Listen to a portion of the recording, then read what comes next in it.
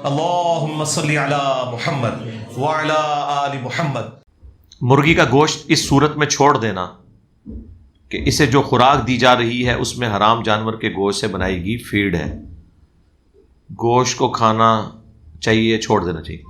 بھئی مرغی کے اوپر کوئی شریعت اپلائی نہیں ہوتی، مرغیاں تو چھپکلیاں بھی کھا جاتی ہیں، کیڑے مکوڑے بھی کھاتی ہیں، آپ کا دل نہیں مانتا آپ ضرور نہ کھائیں، یہ آپ کا رائٹ ہے، لیکن اسے حرام نہ قرار دیں۔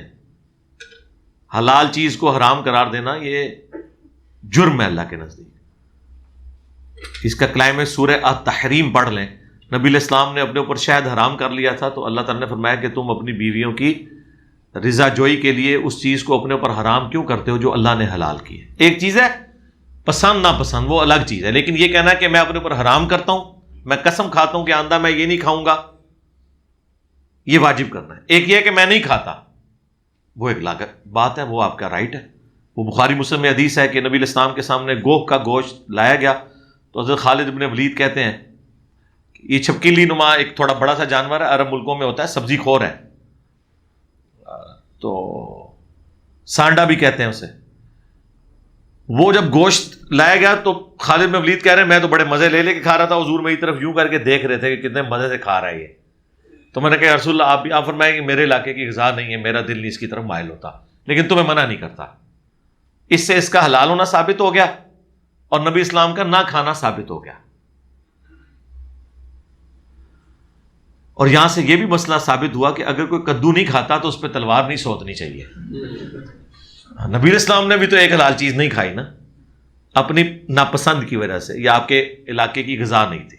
اللہ نے اتنی غذائیں اس لیے بنائی ہیں کہ جس کو جو چیز پسند ہے وہ کھا لے، جس کو نہیں پسند وہ نہ کھائے، اس کی مرضی ہے۔ تو مرغی کا گوشت جو ہے اس کے بارے میں بخاری میں حدیث موجود ہے، نبی علیہ السلام نے مرغی کا گوشت تناول فرمایا، مرغی کا گوشت حلال ہے۔ باقی جو فیڈ وغیرہ کھلائی جا رہی ہے تو وہ اس کو کھلائی جا رہی ہے نا جی، اس کے اوپر کوئی شریعت اپلائی نہیں ہوتی ہے۔ الٹیمیٹلی جب وہ فیڈ کھانے کے بعد اس کے جسم کا حصہ وہ بن جاتی ہے، وہ گوشت کا حصہ بن جاتی ہے، تو پھر آپ کھا لیں، وہ تو ایک بالکل ڈیفرنٹ چیز بن چکی ہے۔ پھر بھی زیادہ وہم آئے تو وہ صحیح بخاری میں موجود ہے کہ نبی علیہ السلام نے فرمایا کہ 2-3 دن کے لیے اسے مرغی کو کسی ایسی جگہ باندھ دو جہاں وہ تم اسے اس طرح کی غذا کھلا لو، یعنی اپنا وہم ہی نکالنے والی بات ہے نا، وہ 2-3 دن میں وہ 10 کلو کی تو نہیں ہو جانی ہے، ٹھیک ہے، لیکن یہ مرغی کے لیے ہے۔ کوے کو اگر 3 دن کے لیے باندھ دیا جائے تو کوا حلال نہیں ہوتا، کیونکہ کوے کو سنن ابن ماجہ میں حدیث ہے یہ فاسق ہے۔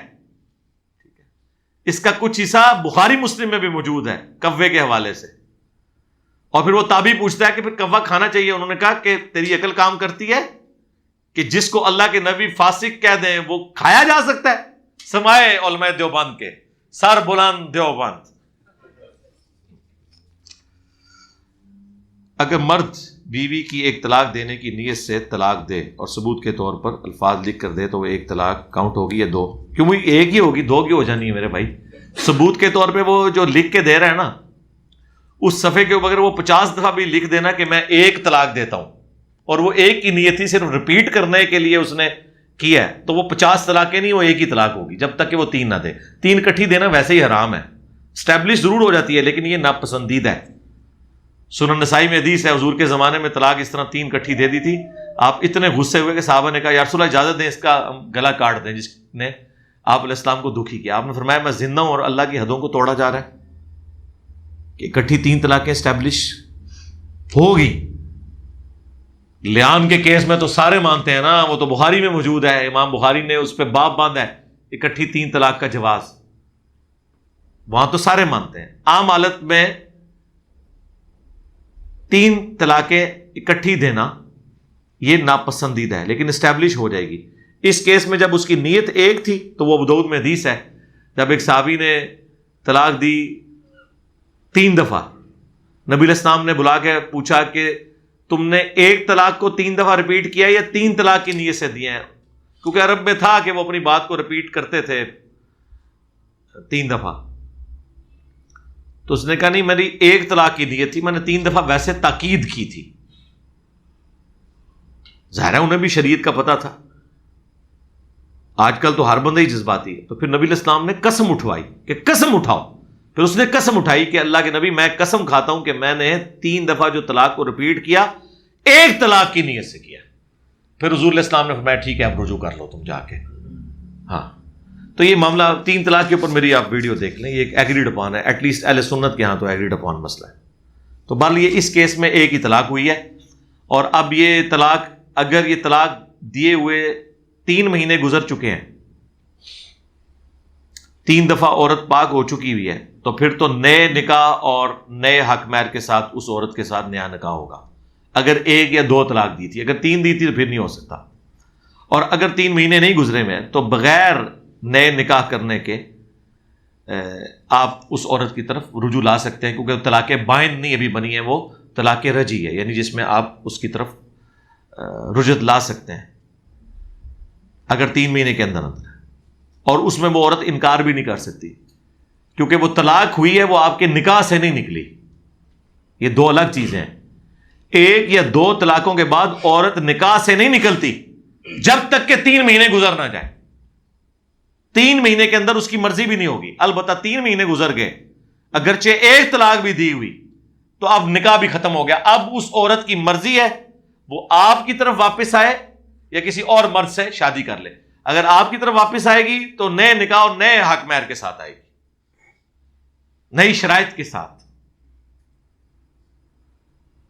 ورنہ وہ کہیں اور بھی جا سکتی. البتہ قرآن نے یہ کہا ہے کہ اگر وہ اپنے سابقہ شوہر کی طرف جانا چاہتی ہے نئے نکاح کے ساتھ, تو جو سالے ہیں انہیں کہا گیا کہ آپ نے بیچ میں کمانڈو نہیں بننا.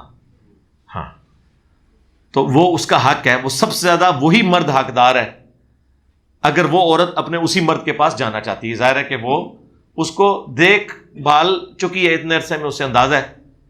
اور بعض کا ظاہر عورت کی بھی غلطی ایسی ہوتی ہے, زیادہ تر تو مرد ہی ذرا اپنی بدماشی دکھاتے ہیں. بہرحال پھر بھی اگر ایسا ہو گیا معاملہ تو اللہ تعالیٰ نے فرمایا کہ اگر وہ پہلے مرد کی طرف لوٹنا چاہتی ہے 1 یا 2 طلاق کے بعد, تو پھر آپ اس کو نہ روکیں. یہ بات درست ہے کہ اکٹھی 3 طلاق دینا حرام ہے, لیکن اب اس معاملے میں قرآن خاموش ہے کہ اگر کوئی دے دے تو اس کا اینڈ رزلٹ کیا نکلے گا. البتہ اس کا اشارہ ضرور موجود ہے صحیح مسلم کے اندر کہ حالت حیض میں عبداللہ ابن عمر نے اپنی بیوی کو طلاق دی تھی, اور حالت حیض میں طلاق دینا حرام ہے قرآن کی روح سے. تو نبی علیہ السلام نے رجوع کرنے کا کہا تھا. پھر وہ راوی پوچھتے ہیں کہ کیا وہ طلاق کاؤنٹ کر لی تھی آپ نے؟ تو کہتے ہیں ہاں کاؤنٹ تو ہو گئی تھی, آپ صلی اللہ علیہ وآلہ وسلم نے اس طلاق کو کاؤنٹ کر لیا تھا. حالانکہ وہ طلاق دینا حرام تھا حیض کی حالت میں, لیکن کاؤنٹ ہو گئی. تو جو لوگ یہ اہل حدیث حضرات کہتے ہیں, اہل حدیث میں بھی سارے نہیں, شیخ زبیر صاحب تو کٹھی 3 طلاق کو 3 سمجھتے تھے کہ جی وہ حرام کام اسٹیبلش کیسے ہو گیا, تو یہ بھی تو حرام کام ہے جو اسٹیبلش ہو گیا, اس کا وبال اس کے اوپر ہے. الموطا امام مالک میں صحابہ کے فتاوی ہیں, اس پلانٹ ارتھ کے اوپر سب سے پہلے جو باقاعدہ حدیث کی کتاب ہے الموطا امام مالک ہے, اس میں آپ طلاق کا چیپٹر کھول کے دیکھ لیں.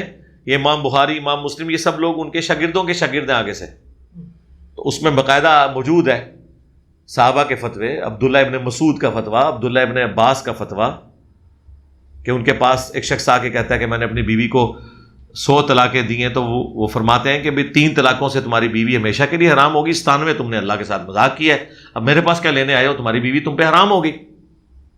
انہوں نے یہ نہیں کہا کہ ایک وقت میں دیے تو ایک شمار ہو جائے گی, 3 بھی دیے تب بھی ایک شمار ہوگی.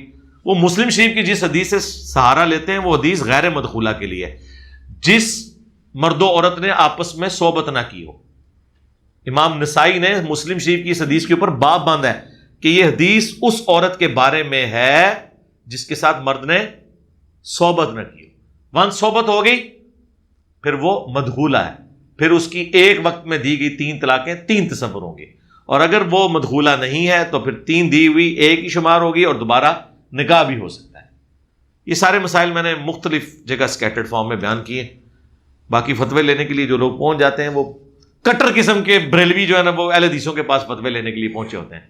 وہ صرف چند سیکنڈز کے لیے اہل حدیث ہونے کی اناؤنسمنٹ کرتے ہیں, نہ وہ گیٹ میں داخل ہونے سے پہلے اہل حدیث ہوتے ہیں اور نہ نکلنے کے بعد اہل حدیث ہوتے ہیں, بس وہ اس فتوے کے دوران ہی اہل حدیث ہوتے ہیں. علی بھائی, ہمارے علاقہ میں نماز جنازہ میں سورہ فاتحہ نہیں پڑھی جاتی, حالانکہ حدیث میں ثابت ہے کہ وہ نماز قبول نہیں جس میں سورہ فاتحہ نہ پڑھی جائے. ہم کافی پریشان ہیں. آپ پریشان اس لیے ہوئے کہ ابھی آپ کو پتہ چلا ہے شروع سے ہی پریشان ہے آپ بچپن سے. یہ تو پوری دنیا کے اندر یہی کچھ ہو رہا ہے جہاں جہاں حنفی ہیں. تو آپ پریشان ہیں نا, تو آپ لوگوں کو ایجوکیٹ کریں, آپ اپنے رشتہ داروں کے جنازے خود پڑھائیں. باقی آپ کا کہیں زور نہیں چل رہا تو آپ الگ سے اپنا نماز جنازہ پڑھ لیں. اب مولوی کو اگر آپ نہیں سمجھا سکتے تو ٹھیک ہے, آپ اپنا نماز جنازہ بعد میں الگ پڑھ لیں. سب کے سامنے نہیں پڑھ سکتے, قبر پہ جا کے دوبارہ سے پڑھ لیں. میں نے آپ کو لاہور کا راستہ بھی دکھایا اور کرایہ بھی دے دیا. میں سرگودا سے آیا ہوں. اس رمضان میں میری والدہ محترمہ وفات پا گئی, اللہ تعالیٰ ان کی مغفرت کرے. آپ سے تھوڑی سی مخالفت بھی رکھتے تھے, کوئی مسئلہ نہیں ہے, ہمیں کوئی فرق پڑتا ہے؟ اتنی دنیا مخالفت کی ہوئی ہے, اس میں ایک بندہ اور ایڈ ہو جائے, کوئی فرق پڑتا ہے؟ بھائی اربوں دنیا پہلے خلاف ہے یار, 5-6 ارب تو کافر ہیں نا, وہ سارے میرے خلاف ہی ہیں نا. تو 1 ارب یہ بھی بیچ میں شامل ہو تو اسے کیا فرق پڑتا ہے؟ تو دعا کے لیے کہیں, دعا میں نے کر بھی دی ہے, اینڈ پہ ہم کروا دیں. ہو سکے یوٹیوب پر ایک الگ سے کلپ تو میرے بھائی اگر ساروں کی والداؤں کے لیے میں کلپ ریکارڈ کراؤں تو پھر تو میں کام کر بیٹھا. دعا میں نے کر دی ہے, میں روزانہ کرتا ہوں آپ کے کہے بغیر. جتنے مسلمان زندہ ہیں یا فوت ہو چکے ہیں, میں روزانہ ان کے لیے دعا کر کے, خصوصاً جو ہمارے اس پلیٹ فارم کے ساتھ کسی بھی اعتبار سے اٹیچ ہیں یا نہیں بھی اٹیچ, سب کے لیے دعا کر کے چلتا ہوں. میرا سوال یہ ہے کہ جو لوگ پیروں کے پاس جاتے ہیں اور کہتے ہیں کہ فلاں پیر کی پوسٹ ڈال دو, یعنی وہاں پہ چادر چڑھاؤ تو بچہ ہوگا, ان بچوں کے جسم پر کالا نشان کیوں ہوتا ہے؟ میرے بھائی دنیا میں کوئی بچہ ہے جس کے جسم کے اوپر کالا نشان یا تل نہ ہو؟ ایک نیچرل فینومینا ہے, ٹھیک ہے جی. اس طرح کی باتیں کر دینا, کالا ہی نشان ہونا ہے نا, گرین نشان تو نہیں ہوگا. ہاں کبھی سنا ہے جی گرین تل ہوگا, کالا ہوگا یا کوئی سرخ ٹھمکا ہوگا؟ یہ 2 ہی کلر ہوتے ہیں انسان کے جسم کے اوپر. یونیک تو تب ہم مانیں کہ جب کوئی اس طرح کی چیز ہو, اور ٹائم قیامت تک. کیا چیزیں یار پیش کر رہے ہیں, سب بدعات ہیں.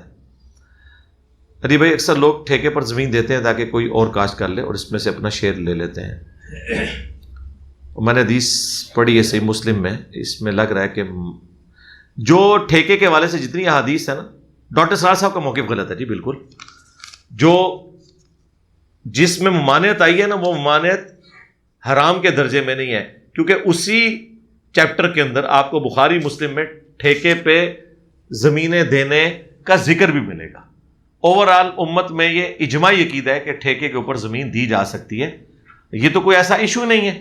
ہاں اس میں کچھ شرائط ہے کہ یہ چیز کر لی جائے, اس پوائنٹ آف ویو سے بات کی جاتی ہے اور وہ عموماً ان چیزوں کا خیال رکھا جاتا ہے, لہذا اس پہ کسی کا اختلاف نہیں ہے.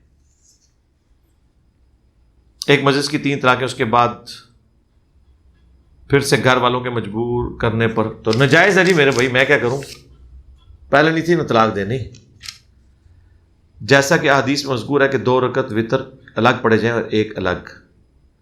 پہلے 2 رکعت وتر کی نیت کیا ہوگی؟ میرے بھائی نیت تو دل میں ہوتی ہے نا.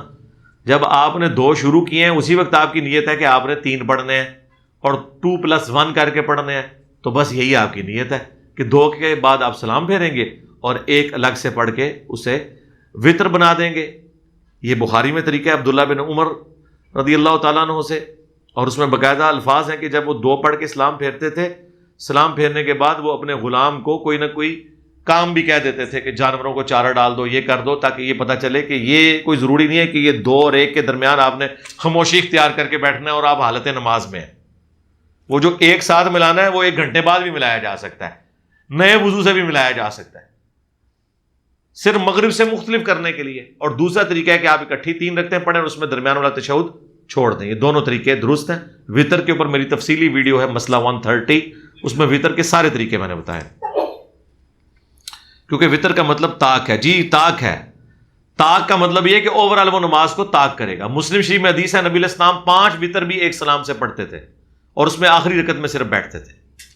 تو اب 5 بھی وتر طاق ہی ہے نا, 1 ہو تب بھی طاق, 3 ہو تب بھی طاق, 5 ہو تب بھی طاق, 7 13 تک ثابت ہے.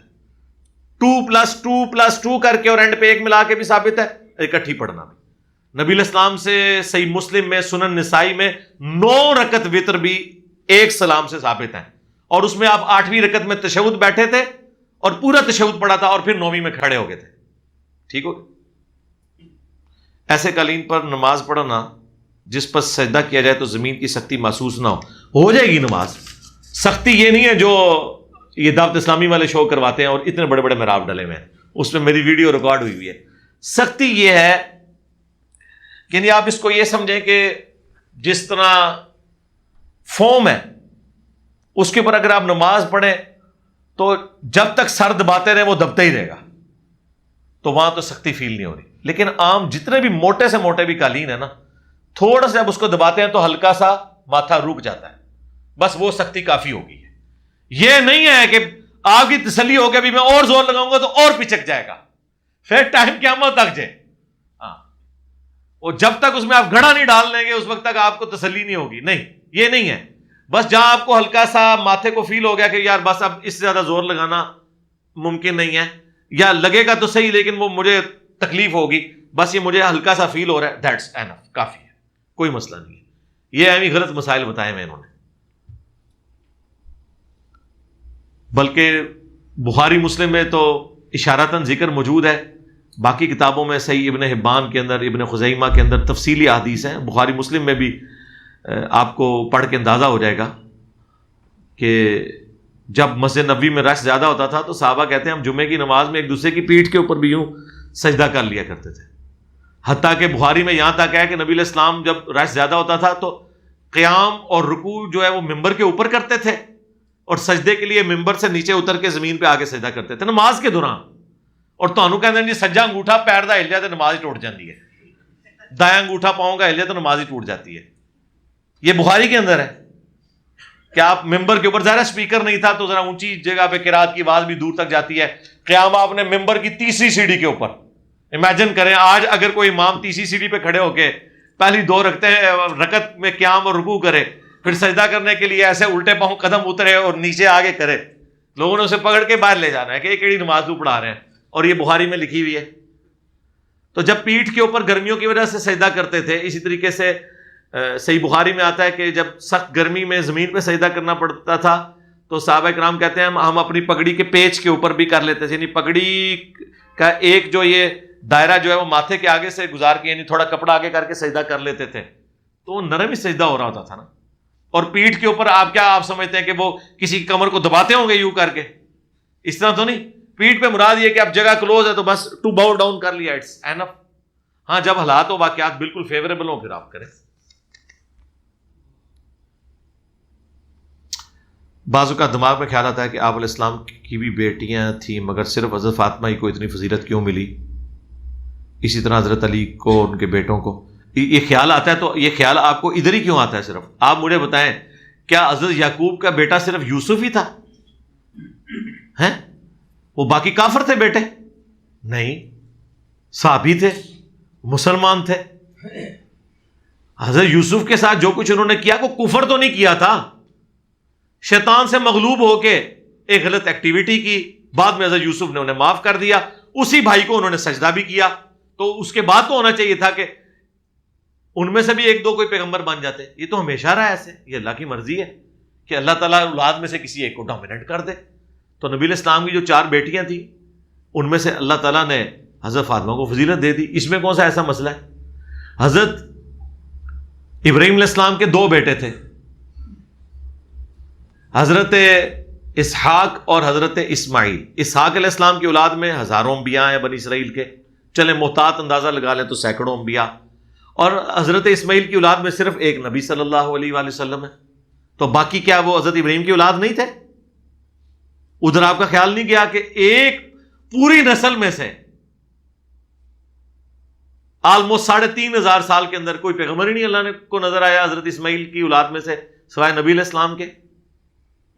تو یہ اللہ کی مرضی ہے, اس میں کون سا ایسا مسئلہ ہے؟ اٹس ول آف گاڈ, اللہ کی مرضی ہے کہ آل محمد جو ہے وہ آل علی ہوگی. ہاں, یہ تو اللہ کی مرضی ہے, جس کو چن لے اللہ تعالیٰ. کیا قرآنی صفات جلا دینا چاہیے؟ ایسا کرنا گناہ تو نہیں, کوئی گناہ نہیں, یہ تو بلکہ سنت ہے. حضرت عثمان غنی کی صحیح بخاری میں موجود ہے, قرآن کے اوراق انہوں نے جلوا دیے تھے جس کی وجہ سے قرات کا اختلاف ہو رہا ہے. یہ نہیں تھا کہ وہ الفاظ اس پہ کوئی غلط لکھے ہوئے تھے, وہ ڈائلیکٹس کا فرق تھا. بل وہ ابھی بھی چل رہی ہیں اس طریقے سے. ہم جس یہ قریش کی زبان میں قرآن پڑھ رہے ہوتے ہیں عموماً، جو ہم جس طریقے سے لے کے چل رہے ہوتے ہیں، لیکن قرآن 7 قراتوں میں نازل ہوا ہے، بخاری مسلم میں ہے. تو قرآن کے جو صفات ہیں ان کو جلا دینا یہ سب سے بہترین ذریعہ ہے پرانے اوراق کو بے ادبی سے بچانے کا. لیکن کسی کے سامنے نہ کریو، مہربانی کریو. اے ذہن نہیں رکھنا، نہیں تو تسی بھی انہاں اوراق نال جنت وچ پہنچ جاؤ گے. دریا میں لوگ بہا دیتے ہیں، جیسے ہی پانی خشک ہوتا ہے وہ سارے اوراق کنارے پہ آئے ہوئے ہوتے ہیں، نالوں میں آ جاتے ہیں، بلکہ ریورس ہو کے. اسی طریقے سے قبرستان میں بھی لوگ جو دفنا دیتے ہیں، تو اب کبھی کوئی نئی قبر کھودی گی وہ نیچے نکل آتے ہیں. تو یہ کام نہیں، سب سے آسان طریقہ یہ ہے کسی کے سامنے نہ کرے، الگ سے اپنے گھر کی چھت پہ چلے جائیں، سردیوں کے اندر جمع کرتے رہے، سردیوں ہو تو جناب نال آگ بھی سیکو مزے نال، اور اس کو ختم کرو، اور اس کا ذکر کسی سے نہیں کرنا. کیا رات کے وقت کام کرنا گناہ ہے؟ نہیں، کوئی ایسا نہیں. کس نے کہا ہے؟ کیا اللہ کی ناشکری؟ نہیں. دیکھیں، جس زمانے میں کلاک یہ تھا کہ آپ نے رات کو سونا ہے، اس وقت تک تو یہ بات اپنی جگہ اپنی اصل میں درست تھی. میڈیکلی آج بھی رات کی نیند کا کوئی مقابلہ نہیں ہے، لیکن رات کو جاگنا کوئی حرام نہیں ہے. اگر یہ حرام ہوتا تو بخاری مسلم میں یہ نہ آتا کہ نبی علیہ السلام رمضان کی آخری طاق راتوں میں خود بھی جاگتے تھے اور اپنے گھر والوں کو بھی جگاتے تھے. تو اگر رات کو جاگنا حرام ہی ہوتا، ہاں، نبی علیہ السلام نے رات کو ایسا جاگنا کہ آپ کی فجر کی نماز رک جائے، وہ سٹیک پہ لگ جائے کہ یہ ہو کہ جس طرح یہ سارے یوٹیوبرز اور سوشل میڈیا پہ جو بیٹھے ہوئے لوگ ہیں ایسے مردود قسم کے ہیں، جیسے ہی فجر کی اذانیں شروع ہوتی ہیں اس وقت ان کو نیند آ جاتی ہے، پوری رات جاگ رہے ہوتے ہیں. تو اس طرح کے جو مردود لوگ ہیں ان کے لیے تو ظاہر رات کو جاگنا حرام ہے. لیکن ایسے لوگ بھی ہیں جو پوری رات اس ڈر سے جاگتے ہیں کہ کہیں فجر کی نماز نہ ہماری قضا ہو جائے، فجر پڑھ کے ہی سوتے ہیں. وہ کہتے ہیں ہمیں ڈر ہے کہ فجر کے وقت ہماری آنکھ نہیں کھلتی، یا ان کے ڈیوٹی آورز رات کے ہیں. ان کے لیے پھر دن رات ہے اور رات دن ہے. وہ ظاہر دن کو اب سیکورٹی گارڈز ہیں، وہ رات کو پہرا دیتے ہیں، دن کو آرام کرتے ہیں. اور یہ پہرے جو ہیں یہ آج کے زمانے میں تو نہیں ہے، نبی علیہ السلام کے مبارک زمانے میں بھی جب تک وہ آیات نازل نہیں ہوئی تھی، واللہ یعصمک من الناس، اے نبی اللہ تعالیٰ لوگوں سے آپ کی حفاظت کرے گا. تو نبی علیہ السلام نے بھی باڈی گارڈ رکھے ہوئے تھے اپنے، جو آپ کے خیمے کے باہر، آپ کے گھر کے باہر پہرا دیتے تھے. پوری رات وہ جاگتے ہی تھے نا، اگر جاگنا حرام ہوتا. اسی طرح جنگوں کے دنوں کے اندر صحابہ کرام باقاعدہ پہرے پہ ہوتے تھے. جو ابو داؤد میں حدیث ہے کہ رات کے وقت جب کافروں نے حملہ کیا تو ایک صحابی نماز پڑھ رہے تھے، ان پہ تیر چلتے رہے، ان کا خون بہتا رہا، لیکن انہوں نے کہا کہ میں یہ گوارا نہیں کیا، میں نے جو سورت شروع کی ہے میں اسے ادھورا چھوڑ دوں. ٹھیک ہے، تو وہ بھی ایک ثبوت ہے اس طرح کی چیزیں. تو رات کو جاگنا حرام ناجائز اس شخص کے لیے ہے جو فجر کی نماز جس کی سٹیک پہ لگ جائے، یا وہ شخص اس کی رات کی ڈیوٹی نہیں ہے، خام خواہی وہ جاگا ہوا ہے، جس کے ڈیوٹی آورز ہی. اب جو لوگ جتنے آپ فری لانسرز ہیں یا انٹرنیٹ کے ذریعے ان کا روزگار وابستہ ہے، تو ظاہر ہے کہ وہ آپ کو پتا ہے کلاک کی ٹائمنگ کا کتنا فرق ہے باہر کے ملکوں کا اور ادھر کا. تو ان کے اوپر تو آپ یہ وعیدیں نہیں لگائیں گے. لہٰذا دین کو اس کے سینس میں دیکھنا چاہیے کہ یہ بات کون سی ہو رہی ہوتی ہے. ٹھیک ہو گیا؟ لفظ معجزہ و کرامات، معجزہ بھی اللہ کا، کرامت بھی اللہ کی، پیغمبروں سے معجزات ہوئے. اگے بھی ٹرو جی، معجزات و کرامات اللہ کی نہیں، یہ لفظ تبدیل کو کرنے ہیں. پہلی بات ہے کہ یہ معجزہ لفظ جو ہے یہ تو استعمال ہی نہیں ہوا کہیں پہ. قرآن و سنت میں جو لفظ ہے وہ آیتن ہے، آیات اللہ کی نشانیاں. یہ علم الکلام کی ٹرم ہے، تو جو آپ استعمال کرنے کو کہہ رہے ہیں وہ خود بھی کوئی نہیں ثابت. معجزہ اس کے لیے لفظ ہے آیتن، تو الفاظ سے کوئی فرق نہیں پڑتا. باقی میں نے ویڈیو ریکارڈ کرنا. علی بھائی، انسان کو موت اللہ تعالیٰ دیتا ہے، اللہ کی مرضی کے بغیر انسان خود نہیں مر سکتا، تو خودکشی کرنے والے کو اللہ تعالیٰ سزا کیوں دیتے ہیں؟ موت کا وقت مقرر ہے، لیکن اس کا ایگزٹ جو ہے ہر بندے کے لیے ڈیفرنٹ ہے. کوئی ہارٹ فیلئر سے جائے گا، کوئی ایئر کریش سے جائے گا، کوئی کسی جانور کی خوراک بن جائے گا، کوئی خودکشی کر لے گا، کوئی کسی جنگ میں مارا جائے گا. ٹائم اس کی زندگی کا وہی تھا. خودکشی والے کو سزا اس لیے دی جاتی ہے کہ اسے اللہ تعالیٰ نے یہ کہا تھا کہ تو اللہ کا حکم اس طریقے سے پورا کر کے تو اپنے آپ کو مار لے. یہ تو اسی طریقے سے ہے، کوئی شخص اپنے بیوی بچے ذبح کر دے اور کہ میں نے اللہ کا حکم پورا کیا ہے کہ مرنا تو انہوں نے ہے ہی تھا تو میں نے مار دیا. یہ آپ کی ڈیوٹی تو نہیں تھی، یہ ڈیوٹی تو کسی اور کی لگی ہوئی تھی. خودکشی کرنا اس لیے حرام ہے کہ اللہ تعالیٰ نے اپنی جان کو خود نقصان پہنچانے کو حرام قرار دیا ہے. وَلَا تُلْقُوا بِأَيْدِيكُمْ إِلَى التَّهْلُكَةِ سورۃ البقرہ کی آیت ہے. اپنے ہاتھوں سے اپنے آپ کو ہلاکت میں مت ڈالو. اسی کے تحت ہم سگریٹ پینے کو بھی سمجھتے ہیں یہ سلو پوائزننگ ہے، خودکشی کے زمرے میں آتی ہے. ہر وہ چیز جو صحت کے لیے مضر ہے وہ اس کیٹیگری میں آتی ہے، نشہ آور چیزیں. تو جو چیز اللہ نے منع کر دی ہے وہ کرنا حرام ہے. اگر خودکشی کی اللہ اجازت دیتا تو جائز ہوتی. جس طرح کہ بنی اسرائیل نے جب مرتد ہو گئے تھے تو قرآن میں سورۃ البقرہ میں آیا ہے کہ ہم نے کہا کہ اپنوں کو قتل کرو. وہ دو معنی لیے گئے ہیں. ایک تو یہ ہے کہ جو بچڑے کو خدا بنا بیٹھا ہے تو وہ خود اپنے آپ کو قتل کرے اس کے بدلے میں. اس کے لیے زمین میں وہ تلوار گاڑ کے اپنے آپ کو خودکشی کرتے تھے. اور ایک معنی یہ لیا گیا ہے کہ اپنوں کو قتل کرو سے مراد ہے کہ وہ قبیلے والے لوگ اپنے اپنے قبیلے کے لوگوں کو جو مرتد ہوئے تھے انہیں قتل کریں، کیونکہ اسلام چھوڑنے کی سزا قتل مرتد ہے. 70,000 یہودی ایک دن میں قتل ہوئے تھے جب موسیٰ علیہ السلام کوہ طور پہ چلے گئے اور پیچھے بچڑے کو انہوں نے رب مان لیا بنی اسرائیل نے.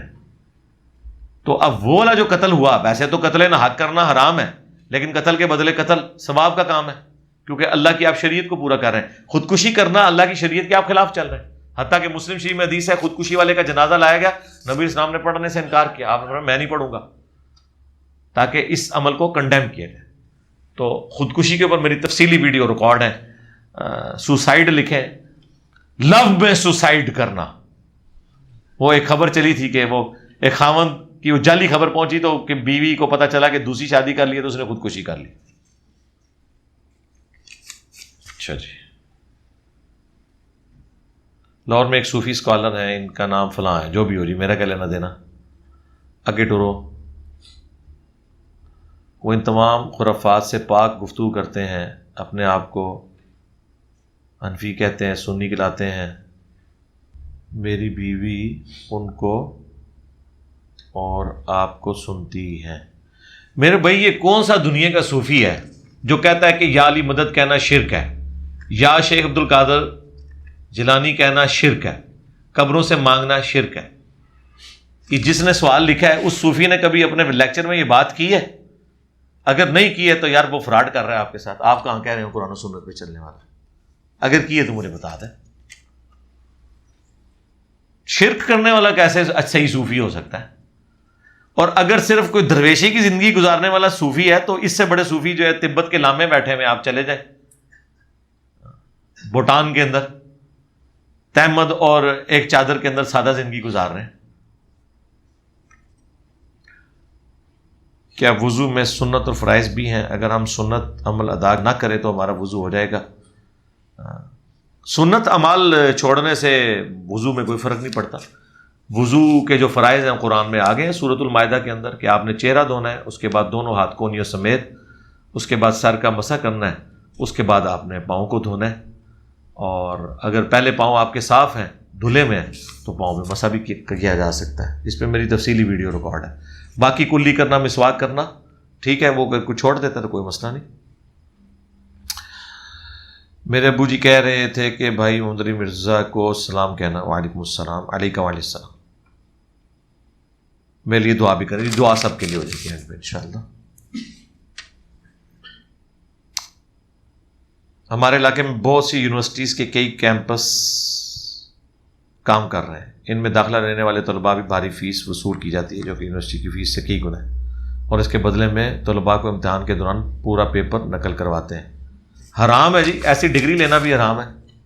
اور یہ آپ لوگوں کا حق سلب کریں گے اس کے ذریعے، کو پوچھنے والی بات ہے. مسلم شریف میں حدیث ہے گناہ وہ جو تیرے دل میں کھٹکے. تو یہ پرچی یہاں لکھ کے دینے کی بجائے نا ان کی ویڈیوز بنائیں اور آپ دیں گورنمنٹ کو، بند کروائیں ان کیمپسز کو. نیکی کا کام یہ کریں نا آپ.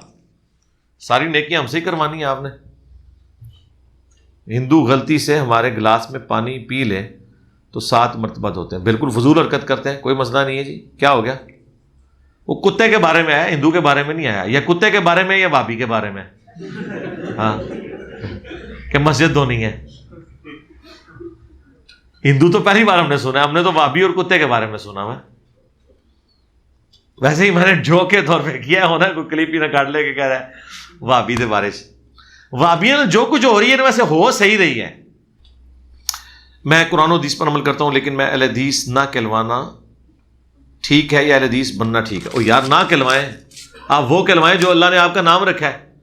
آپ نے وہ کہنا ہے جو آپ کے مولوی آپ کو کہتے ہیں، یا وہ کہنا ہے جو آپ کے جد امجد ابراہیم نے کہا ہے ملت ابیکم ابراہیم ہوا سماکم المسلمین من قبل وفی ھذا، پیروی کرو ابراہیم کی ملت کی جنہوں نے تمہارا نام مسلم رکھا تھا، اور قرآن کے نزول میں سے پہلے انہوں نے نام رکھا، اور اللہ تعالیٰ نے اس قرآن میں تمہارا نام مسلم رکھ دیا.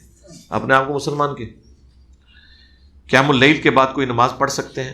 ایک اہل حدیث نے ابن ماجہ کی حدیث بیان کی کہ نہیں پڑھ سکتے. وہ ابن ماجہ نہیں، بخاری مسلم میں ہے کہ نبی علیہ السلام نے فرمایا کہ وطر کی نماز کو اپنی آخری نماز بناؤ. اس کا مفہوم یہ ہے کہ وطر کی نماز کے بعد آپ نے دوبارہ سے وطر نہیں پڑھنے، ورنہ آپ کی پوری نماز دوبارہ سے جفت ہو جائے گی طاق کی بجائے. ویسے 2 نفل پڑھ سکتے ہیں. صحیح مسلم میں حدیث ہے نبی علیہ السلام وطر کے بعد ہمیشہ 2 نفل پڑھا کرتے تھے، یہ آپ کی روٹین میں تھے. اس پہ میری تفصیلی ویڈیو ریکارڈڈ ہے. لیکن ایک رات میں 2 دفعہ وطر نہیں آپ پڑھیں گے، ورنہ آپ کو پھر وطر آپ کے ٹوٹ جائیں گے. اس لیے کہا جاتا ہے وطر کے بعد آپ نے کوئی نماز ایسی نہیں پڑھنی جس کی وجہ سے وطر آپ کے ٹوٹ جائے. ورنہ وطر کے بعد تو ابو داؤد میں حدیث ہے طلب کہیں مہمان گئے ہوئے تھے، وہاں قیام اللیل کرایا، وطر پڑھے، اپنے گاؤں میں واپس آئے، اور وہاں پر لوگ ان کا انتظار کر رہے تھے کہ آپ نے ہمیں قیام کروانا ہے، تو انہوں نے دوبارہ قیام کروایا. اور جب وطر کی باری آئی تو ابو داؤد کے الفاظ ہیں، انہوں نے مصلی چھوڑ دیا اور کہا کہ میں وطر اپنے پہلے ہی پڑھ چکا ہوں، تمہارا امام تمہیں وطر پڑھائے، کیونکہ نبی علیہ السلام نے ایک رات میں 2 دفعہ وطر پڑھنے سے منع کیا ہے. لیکن وطر کے بعد انہوں نے اگر 8 تراویح پڑھائی تھی تو 8 نفل اور پڑھ لیے، اور نبی علیہ السلام سے بھی ثابت ہے. اس میں میری تفصیلی ویڈیو ہے. وطر کے بعد 2 نفل پڑھنا، یہ آپ میری ویڈیو دیکھ لیں. بخاری اور مسلم اور ان کے مصنفین کی تحکیم کی اہمیت کی حامل ہے یا کسی اور امام کی؟ کیونکہ بعض لوگ صحیح حدیث کو دوسرے اماموں کی تحکیم سے دور کر دیتے ہیں. بعض لوگوں کی کیا اوقات ہے میرے بھائی، کسی محدث کی بات کریں. شیخ البانی نے یا اس سے پہلے امام دارقطنی نے بھی اگر کوئی کلام کیا ہے نا بخاری کے اوپر یا مسلم کے اوپر، زیادہ سے زیادہ انہوں نے یہ کلام کیا ہے کہ امام بخاری یا امام مسلم نے کسی فلاں حدیث کے اندر جو شرط خود رکھی تھی حدیث کی صحت کی، اس سٹرکٹنس کے اوپر جا کے اس حدیث کو نہیں لیا. لیکن یہ نہیں آپ کو ملے گا کہ انہوں نے کہا کہ یہ حدیث ہی غلط ہے یا اس کا متن جو ہے محفوظ نہیں ہے. وہ شرائط کے اوپر بات کی ہے. آج شاہ ولی اللہ دہلوی کی آپ کتاب پڑھ لیں، انہوں نے تو لکھا ہے کہ تمام متصل الاسناد مرفوع احادیث قطعی الصحت ہے بخاری مسلم کی، اور اس سے دشمنی رکھتا ہے وہ اہل سنت سے خارج ہے، بدعتی ہے. اور شاہ ولی اللہ کو تو بریلوی دیوبندی اہل حدیث تینوں مانتے ہیں مجدد کے طور پر. 12ویں صدی ہجری میں 1176 میں فوت ہوئے ہیں، 12ویں کے وہ مجدد ہیں. اور پیرلل میں دیکھ لیں، عرب میں محمد عبد الوہاب صاحب تھے اور عجم میں شاہ ولی اللہ دہلوی تھے، جنہوں نے یہاں پہ ایک توحید کے حوالے سے اور باقی چیزیں بلند کی ہیں. تو کسی انڈیویجول کا کہہ دینا میں نہیں مانتا، یار آپ لوگ پھر لا کے ادھر پرچی پھینک دیتے ہیں، وہ فلاں نے کہہ دیا.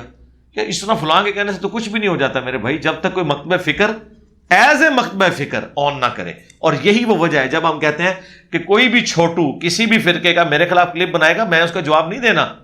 کیونکہ اگر میں جواب دوں گا اور اس میں ان کو پھکی دوں گا، وہ کہیں گے او یار یہ تو ہمارا کوئی نمائندہ عالم تو ہے ہی نہیں تھا، تسی فلانے نال گل کرو، تو پھر تو قیامت تک گلیں ہی کرتے رہو گے. تو اس کا میں نے آسان حال دیا تھا کہ مجھے کوئی شوق نہیں ہے، آپ کو بڑا شوق ہے نا میچ کروانے کا، تو اپنے بڑے کو لے آؤ. جس طرح 14 اگست کے موقع پہ ہم اپنے بڑوں کو ہوا لگانے کے لیے باہر نکال لیتے ہیں، آپ بھی اپنے بڑے کو ایک دفعہ کوئی 12 ربیع الاول کے اوپر ہوا لگواؤ نا، جیلم کی لے آؤ.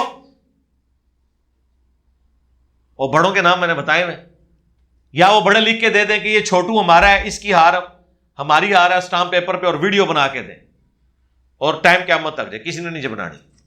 کیونکہ اتنے کوئی وڈا کسی چھوٹے نو اس لیول سمجھ نہیں ہے، انہوں پتا ہے کام پہ آ گیا تو میں بھی گیا، اور خود اس قابل نہیں کہ آ کے بات کر سکے. ہم کہتے ہیں نہیں ساجد میر صاحب کو لے آؤ، کہتے ہیں نہیں جی ان کی فیلڈنگ ہی مناظرہ. سرکار ساجد میر اگر مناظرہ نہیں کر سکتا تو آپ ہمارے اسٹوڈنٹس کو بٹھا کے ان کے ساتھ مناظرے کیوں کرتے ہیں؟ تو ایڈا وڈا عمر والا بابا جنہوں تسی پوری جمعیت اہل حدیث دا صدر چنیا ہوا ہے، اور دیے اوقات نہیں کہ وہ مناظرہ کر سکے یا علی بھائی نال بیٹھ سکے، تو علی بھائی کے اسٹوڈنٹس کو آپ مولوی کیوں بٹھاتے ہو؟ پھر ہے نا لاجیکل بات؟ ان کی فیلڈ ہے جن کو چھوٹے بچوں کو بٹھا کے تو تنگ کر رہے ہوتے ہو آپ. تمہارا سفید داڑھی والا نہ بیٹھ سکے جو امیر بھی ہو، اس کا مطلب ایک جعلی امیر بنایا ہوا ہے آپ لوگوں نے جو بیٹھنے کے قابل نہیں ہے. جی مفتی منیب صاحب آپ کو پتا ہے مناظرہ ان کی فیلڈ نہیں ہے، تو پھر انہیں آپ نے تنظیم المدارس کا ہیڈ ایم ہی بنا دیا. تو ہمارے جو بچے بریلویوں کی مسجد میں نماز پڑھ رہے ہیں اسٹوڈنٹ، ان کی فیلڈ ہے جن کو تم ان سے مناظرے کر رہے ہو. اگر تمہارا مفتی منیب نہیں مناظرہ کر سکتا، جی تقی عثمانی صاحب آپ کو پتا ہے کہ وہ ان کی تو طبیعت ایسی نہیں مناظرہ کر سکے. تو پھر دیوبندیوں کی مسجد میں جب ہمارے اسٹوڈنٹ نماز پڑھنے جاتے ہیں، تم لوگ تو ایک دوسرے کے پیچھے نماز بھی نہیں پڑھتے تھے، ان سے مناظرے کیوں کرتے ہو جب تمہارا تقی عثمانی بیٹھ کے مناظرہ نہیں کر سکتا؟ باتیں کرنا صرف آسان ہے. علی بھائی فقہ کی تشریح کر دیں. پہلا لفظ ہے یہ فقہ، لفظ ہم اردو میں بولتے ہیں، لفظ ہے فقہ. فقہ عربی میں کہتے ہیں ٹرو انڈرسٹینڈنگ کو. بخاری مسلم دونوں میں حدیث ہے کہ اللہ تعالیٰ جس کے ساتھ بھلائی کا ارادہ فرماتا ہے اسے دین کی فقہ عطا فرما دیتا ہے. دیتا اللہ ہے، تقسیم میں کرتا ہوں. یعنی علم دین اللہ تعالیٰ دیتا ہے، میں صرف تقسیم کرنے والا ہوں. باقی جو ظاہر ہے کوشش کرے گا اللہ تعالیٰ اسے ہدایت دے دے گا. تو فقہ کہتے ہیں ٹرو انڈرسٹینڈنگ کو. فقہ کے لفظ سے نفرت نہیں کرنی فقہ حنفی کے کرتوتوں کی وجہ سے، جس طرح کہ مسلمانوں کے کرتوتوں کی وجہ سے اسلام سے تو نفرت نہیں کرنی نا. اسلام تو حق ہے، مسلمان غلط کر رہے ہیں نا. فقہ تو اسلام کی جان ہے. فقہ کے بغیر، سمجھ بوجھ کے بغیر تو آپ پوری زندگی داڑھی سفید ہونے تک نماز میں پڑھتے ہیں ایاک نعبد و ایاک نستعین، اور باہر نکل کے مرے ہوئے بابوں کو پکارتے ہیں، کیونکہ آپ کے اندر فقہ ہی کوئی نہیں ہے، سمجھ بوجھ ہی کوئی نہیں ہے کہ میں کیا عہد کر کے نکلا ہوں اور اس عہد کی خلاف ورزی کر رہا ہوں. کاش اس طرح کا فقہ آپ کو آ جائے. ہم تو فقہ کے حامی ہیں کہ سمجھ بوجھ پیدا کریں، قرآن و سنت کو فالو کریں، بابوں کو چھوڑیں، کتابوں کو فالو کریں. ان بابوں کو فالو کریں جو آپ کو کتابوں سے جوڑتے ہیں. جو بابوں سے ہی جوڑتے رہتے ہیں اور کتابوں کے خلاف آپ کو تعلیمات دیتے ہیں، آپ ان کو فالو نہ کریں. تو فقہ کا مطلب ہے ٹرو انڈرسٹینڈنگ، سمجھ بوجھ. اور وہ کوئی اتنا کوئی مشکل ڈگری نہیں ہے. تھوڑی سی محنت کر کے آپ کو چیزوں کی مختلف سٹیٹمنٹس جو بظاہر بعض اوقات ٹکرا رہی ہوتی ہیں ناسخ و منسوخ کے حوالے سے، یا مختلف سچویشن کی وہ باتیں ہوتی ہیں، وہ عام بندہ تھوڑا سا کنفیوز ہوتا ہے، لیکن تھوڑی سی محنت کرے تو اسے بات سمجھ آ جائے گی کہ اس کا معنی کیا ہے. وہ قرآن میں بھی ایسی چیزیں موجود ہیں، لیکن وہ چند ایک چیزیں ہوتی ہیں. اس کی وجہ سے کہنا کہ قرآن ڈائریکٹ نہیں پڑھنا آپ گمراہ ہو جاؤ گے، حدیث ڈائریکٹ نہیں پڑھنا آپ گمراہ ہو جاؤ گے. گمراہ کیوں ہو جاؤ گے بھائی؟ کسی کو کنفیوژن آئی ہے تو پوچھ لے. دنیا میں جب آپ کو کوئی مسئلہ آتا ہے، آپ نے بچہ اسکول داخل کرنا ہے، 2-4 جگہ سے آپ ہو کے آتے ہیں. یار وہ ایک بندے کو سنا جی وہ کہہ رہا ہے کہ جی وہ بچہ اسکول میں ڈالا تھا، بس وہ پڑھائی تو ہے کوئی نہیں، فیس اتنی ہے. 2-4 بندوں سے سن کے آپ کہتے ہیں نہیں میں بچہ پڑھانا ہی نہیں ہے. ایسا ہوتا ہے یا آپ مزید کوشش کرتے ہیں؟ تو دین کے معاملے میں آپ کیوں کنکلوڈ کر کے بیٹھ جاتے ہیں کہ سچا دین ہے ہی نہیں ہے؟ موجود ہے. کوشش کریں، آپ حق تک پہنچ جائیں گے. دنیا میں اس کائنات میں سب سے مہنگی چیز جو ہے وہ ایمان ہے، کیونکہ اس پہ ہمیشہ کی زندگی ڈپینڈنٹ ہے. تو یہ آپ کو فٹ پاتھ پہ چلتے ہوئے راہ میں گری ہوئی تو نہیں ملے گی. اس کے لیے تو سلمان فارسی نے کتنی تکلیفیں اٹھائی ہیں، اس کے لیے عمار بن یاسر نے کن تکلیفوں کا سامنا کیا ہے. تو یہ آسانی سے نہیں ملیں گی. تو اس کے لیے ایفرٹ پٹ کریں تو آپ کو پتہ چل جائے گا. کوئی مشکل کام نہیں ہے. اتنے بڑے بڑے مفتی دھوکے دے رہے ہوتے ہیں بیٹھ کے ٹی وی کے اوپر. آپ تھوڑی سی اپنی عقل استعمال کریں، آپ کو پتہ چل جائے گا. لیکن عقل استعمال اگر آپ نہیں کر رہے پھر تو آپ کو نہیں پتہ چلے گا. مثلا اگر مفتی اکمل صاحب کتاب لکھ رہے ہیں غیر اللہ کو پکارنے کے بارے میں، اور اس میں وہ لکھ رہے ہیں کہ کیا امی سے روٹی مانگنا بھی شرک ہے، اور آپ کہتے ہیں کہ جی اللہ کے علاوہ کسی سے مانگ نہیں سکتے، تو اب کوئی بیٹا اپنی امی سے روٹی بھی نہ مانگے. اس میں فوراً پریشان ہو جاتے ہیں. واقعی کوئی پانی میں ڈوب رہا ہو تو وہ مدد کے لیے کسی کو نہ پکارے. ہاں بالکل ٹھیک ہے. سرکار آپ کے پیر لا کے ہم کنارے پہ کھڑے کر دینا، بلکہ ان کو کھڑا کریں، ان کو ہم دھکا دیتے ہیں، وہ اپنے آپ کو بچا کے بتائیں. اگر انہیں تیراکی نہیں سیکھی ہوئی ہے. انہوں نے تو بازو پکڑ کے بیڑے تارنے تھے نا, ہم ڈائریکٹ ہی ان کو چھلانگ لگواتے ہیں نا دریا اور سمندر کے اندر, وہ خود نکل کے بتائیں. اٹلانٹک کے ٹھنڈے پانی میں پھینکتے ہیں نا جیسے ٹائٹینک ڈوبیا سی, سارے بزرگان دین اتنے سٹنے ہیں نا, ذرا تار کے پہنچ کے دسن.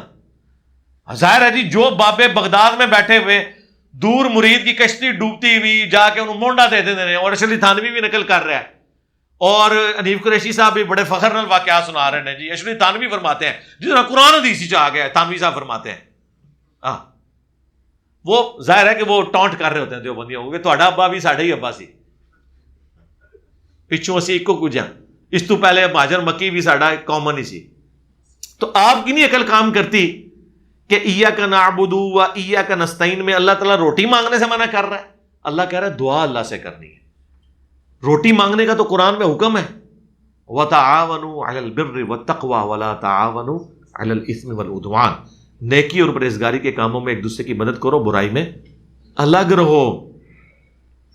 بخاری مسلم میں حدیث ہے جو کسی مسلمان کی تکلیف دور کرے گا اللہ تعالیٰ قیامت والے دن اس کی تکلیف کو دور کر دے گا.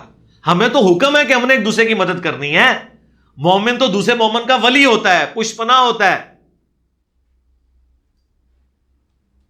اور ان کے موٹے دماغ میں ڈالیں کہ بھی کسی کی امی مری ہوئی ہو, اس کی قبر پہ کھڑے ہو کے بھی روٹی مانگتا رہے قیامت تک, اسے روٹی مل جائے گی. تو اس سے بابے کو پکارنا کہاں سے ثابت ہو گیا؟ کتوں لے آگے کتنے سوٹ دو, چلو ٹھیک ہے پھر کر کے دیکھ لینا, بابے تو تھوڑے مرے نے, جی شہید زندہ ہے, جی ٹھیک ہے زندہ ہے, کھلو جاؤ پھر شہید کی قبر تے, کڈو ان کو تھوڑی دیر سے باہر آئے. جس طرح خادم رضوی صاحب نے کہا جی وہ ممتاز قادری جڑا نا وہ جناب تلوار لے کے قبر تو نکل آیا تے وہ جناب ایمبولینس ہی زندہ ہو گیا. جدوں نے ادھر ادھر دیکھا کہ لوگ آ رہے ہیں پھر دوبارہ لمحہ پی گیا. ہوں اس واقعے نو مطلب یہ تھے تسی کسی تے بارش بھی کلیم کر سکتے ہو. بات کوئی اپنی عقل استعمال کریں کہ وہ کس طرح کی باتیں کر رہے ہیں, آپ کو کہاں پہ دھوکے دے رہے ہیں. اَمَّن يُجِيبُ الْمُضْطَرَّ إِذَا دَعَاهُ وَيَكْشِفُ السُّوءَ وَيَجْعَلُكُمْ خُلَفَاءَ الْأَرْضِ أَإِلَٰهٌ مَّعَ اللَّهِ. بھلا بتاؤ تو کون ہے جو مصیبت اور اضطراب اور پریشانی میں گھرے ہوئے شخص کی فریاد کو سنتا ہے, اس سے اس کی تکلیف کو دور کر دیتا ہے اور تمہیں زمین پر اگلوں کا خلیفہ کرتا ہے. اِلَٰهٌ مَّعَ اللَّهِ. کیا اللہ کے ساتھ کوئی اور الہ بھی ہے جس کی یہ کوالٹیز ہوں؟ قَلِيلًا مَّا تَذَكَّرُونَ. لیکن نصیحت تو بہت کم ہی حاصل کرتے ہو. گویا ایسی ہستی جس کے بارے میں آپ کا یہ عقیدہ ہے کہ آپ اسے پکاریں اور وہ آپ کی مصیبت دور کر دے اور وہ ظاہری اسباب میں نہ ہو, تو آپ نے اسے الہ ہی مان لیا. ظاہری اسباب تو آپ کافر سے بھی لیں. نبی الاسلام نے کافروں سے بھی اپنی زیرہ گروی رکھوا کے, بخاری مسلم میں آتا ہے, اناج جو ہے وہ ادھار لیا تھا, اور کافر سے بھی آپ مدد لیں. اب وہ دو بالکل ڈفرینٹ چیزیں. اس میں میری ویڈیو دعا صرف اللہ ہی سے, اور پھر ایچ ڈی ریکارڈنگ بھی ہو چکی ہے ابھی 1 سال پہلے آلموسٹ, توحید سے متعلق 10 دھوکے, اس میں نے یہ چیز بتائی. تو یہ فک جو کر رہے ہوتے ہیں نا, فک ٹرو انڈرسٹینڈنگ ہے, اور الحمدللہ ہر مسلمان کو بیسک لیول کی فک ہوتی ہے. باقی اس سے مراد اگر آپ جدید فقی مسائل لے رہے ہیں تو وہ نہ امام حنیفہ کو پتہ ہے, نہ امام شافعی کو, نہ احمد بن حنبل کو, نہ امام مالک کو. ان کے زمانے کے یہ مسئلے ہی نہیں ہیں. قطبین پہ نماز کا مسئلہ, ریل گاڑی میں نماز کا مسئلہ, انتقال خون کا مسئلہ, اعضاء کی پیوند کاری کا مسئلہ. اگلے زمانوں میں اگر جنگوں میں کسی کا خون نکل جاتا تھا تو وہ مر ہی جاتا تھا, اس کو آپ نہیں بچا سکتے تھے. سعد ابن معاذ کو گھٹنے میں تیر لگا تھا نا, ان کی وہ رگ دوبارہ پھٹ گئی تھی اور اتنا خون نکلا کہ وہ شہید ہو گئے. آج کے زمانے میں اگر ہو کسی کا خون نکلے تو اسے خون کی بوتلیں لگ جاتی ہیں. پہلے تو لوگوں کو نہیں پتا تھا, لوگ خون لگاتے بھی تھے, کوئی بچ جاتا تھا, کوئی لگاتے ہی مر جاتا تھا, کیونکہ اس وقت لوگوں کو یہ پتہ ہی نہیں تھا کہ بلڈ گروپ بھی ہوتا ہے. اگر ایک بلڈ گروپ ڈفرنٹ ہے تو وہ تو کلاٹس بن جائیں گے. آپ بی پازیٹیو والے کو بی نیگیٹو لگا دیں گے تو خون لگاتے ہی وہ مر جائے گا. لیکن کسی ولی اللہ کو نہیں پتا لگا کہ بلڈ دے گروپ ہوندے نے, ٹھیک ہے, اس زمانے سے. اور آپ کو ابھی تک کہانیاں کرا کے درباروں میں لے کے جا رہے ہیں, خود ان کا جب بلڈ کا ایشو بن جائے, پیشاب بند ہو جائے, اسپتال سے علاج کرواتے ہیں. گوروں کے، یہودوں نے سارا کے بنے ہوئے ہاسپٹلس، یہودوں نے سارا کی مشینیں.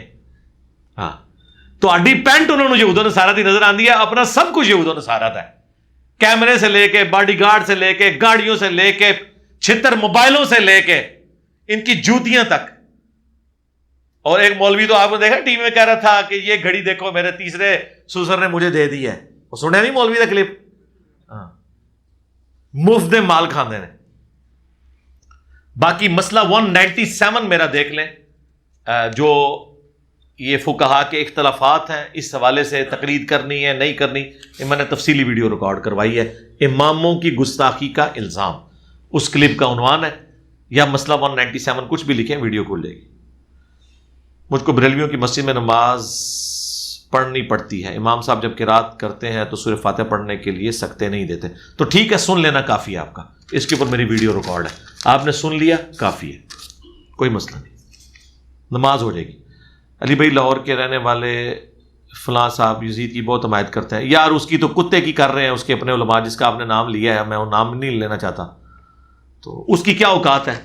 کوئی بڑے بندے کی بات کریں جسے فرقہ کوئی اون کرتا ہو، جس کی یہ حالت ہو کہ اپنے اس کے علماء جو ہے اس کی کتے کی کر رہے ہو، اس کے بارے میں مجھے یہاں سے بھی مطلب کوئی ویڈیو ریکارڈ کرانے کی ضرورت نہیں ہے. میں کئی لوگوں کے بارے میں آپ کو پتا ویڈیو ریکارڈ اس لیے نہیں کرواتا ہوں، جب تک کوئی مکتبہ فکر کسی فرقے کی کسی علامتی چیز کو گود نہیں لیتا، اس کے خلاف یہاں بات کرنے کا فائدہ کوئی نہیں ہے نا. یہاں بات ہم اس کی کریں گے جس کو کوئی فرقہ اون کرتا ہو، کسی کی ذاتی انٹرپریٹیشن ہے وہ کرتا رہے. آپ کا مشہور جملہ the damage has been done کو آپ تبدیل کر کے لالے کر دیں. گزشتہ ہفتے آپ کی مرو بھائی کے ساتھ پوڈ کاسٹ آج تک کی سب سے اچھی ویڈیو ہے. آپ کے لیے اچھی ہے نا، جس کے انٹرسٹ کی چیز ہے.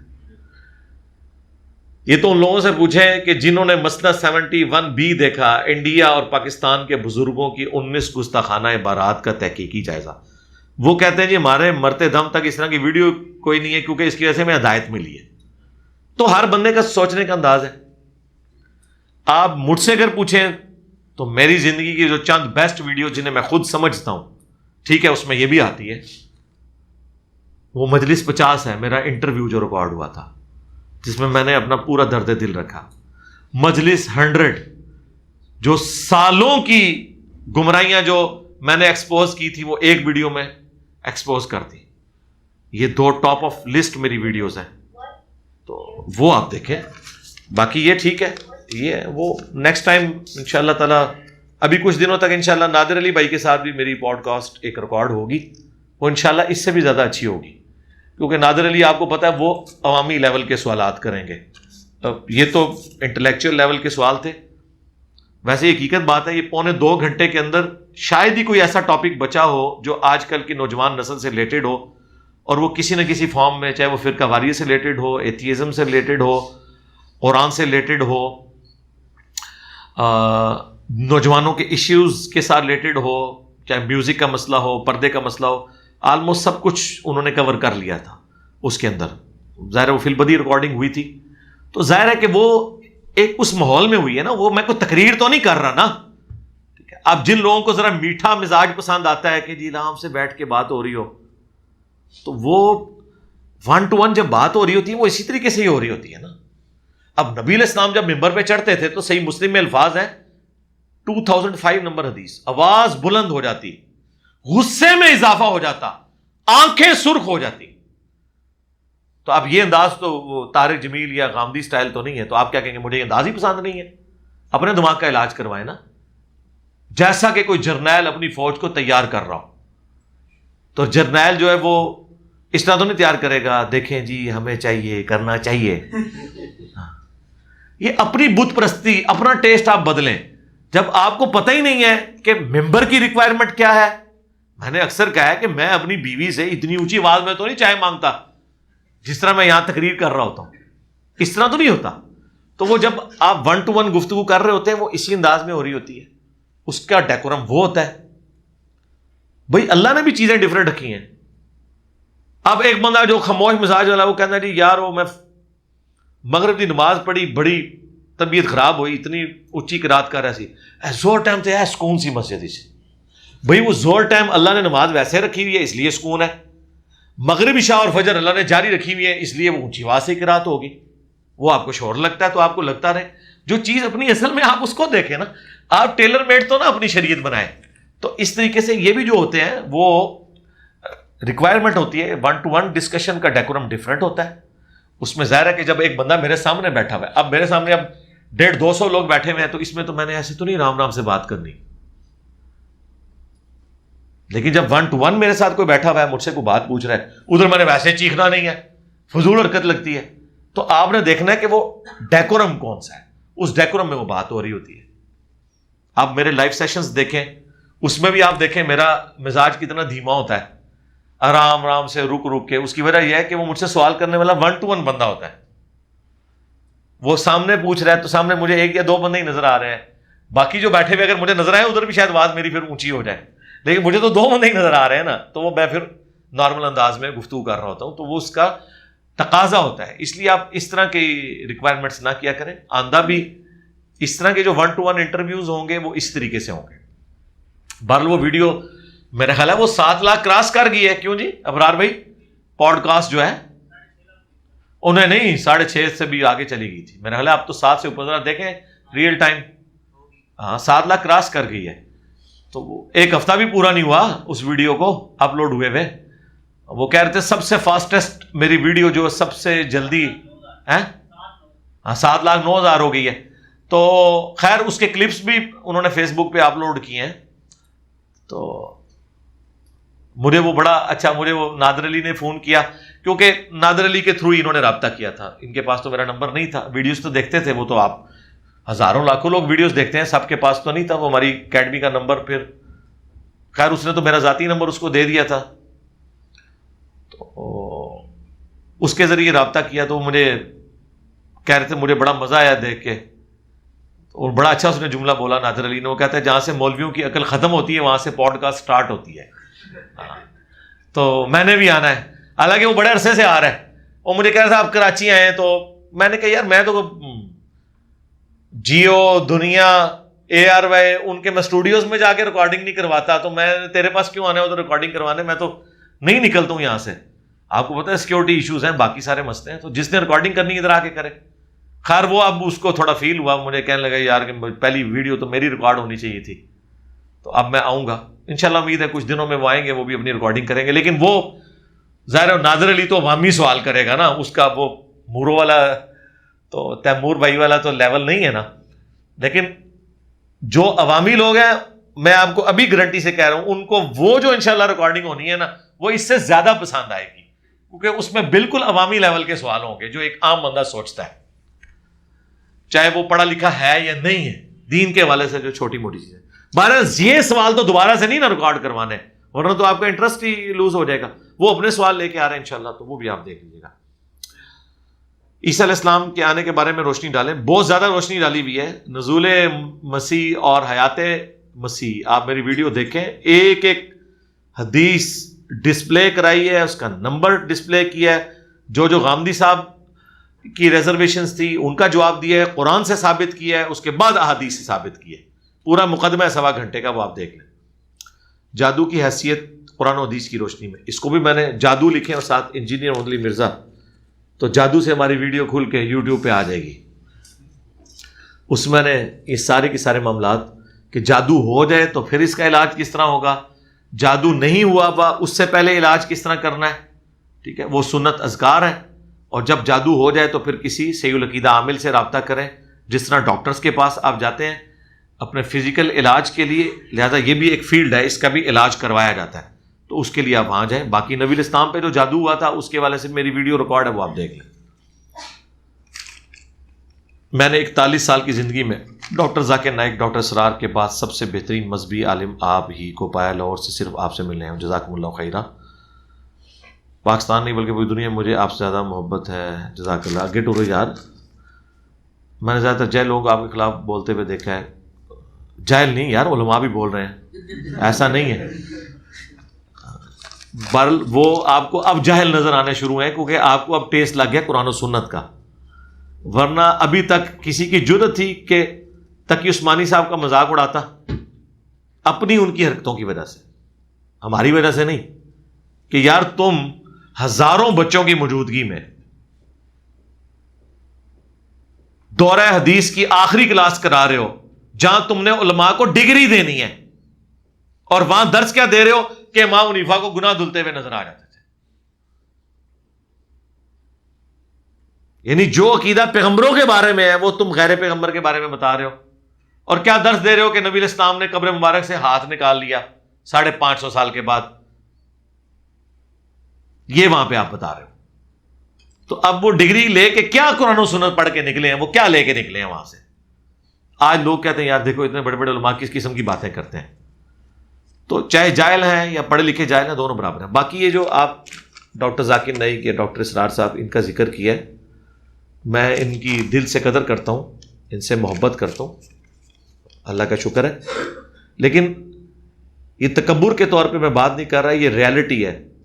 ڈاکٹر ذاکر نائک یا ڈاکٹر اسرار صاحب نے ایک چھوٹی سی فیلڈ میں کام کیا ہے جو بہت ضروری فیلڈ تھی، لیکن اصل مسئلہ جس کو ہاتھ ڈالنا تھا وہ تھا فرقہ واریت اور فرقوں کے اختلافات۔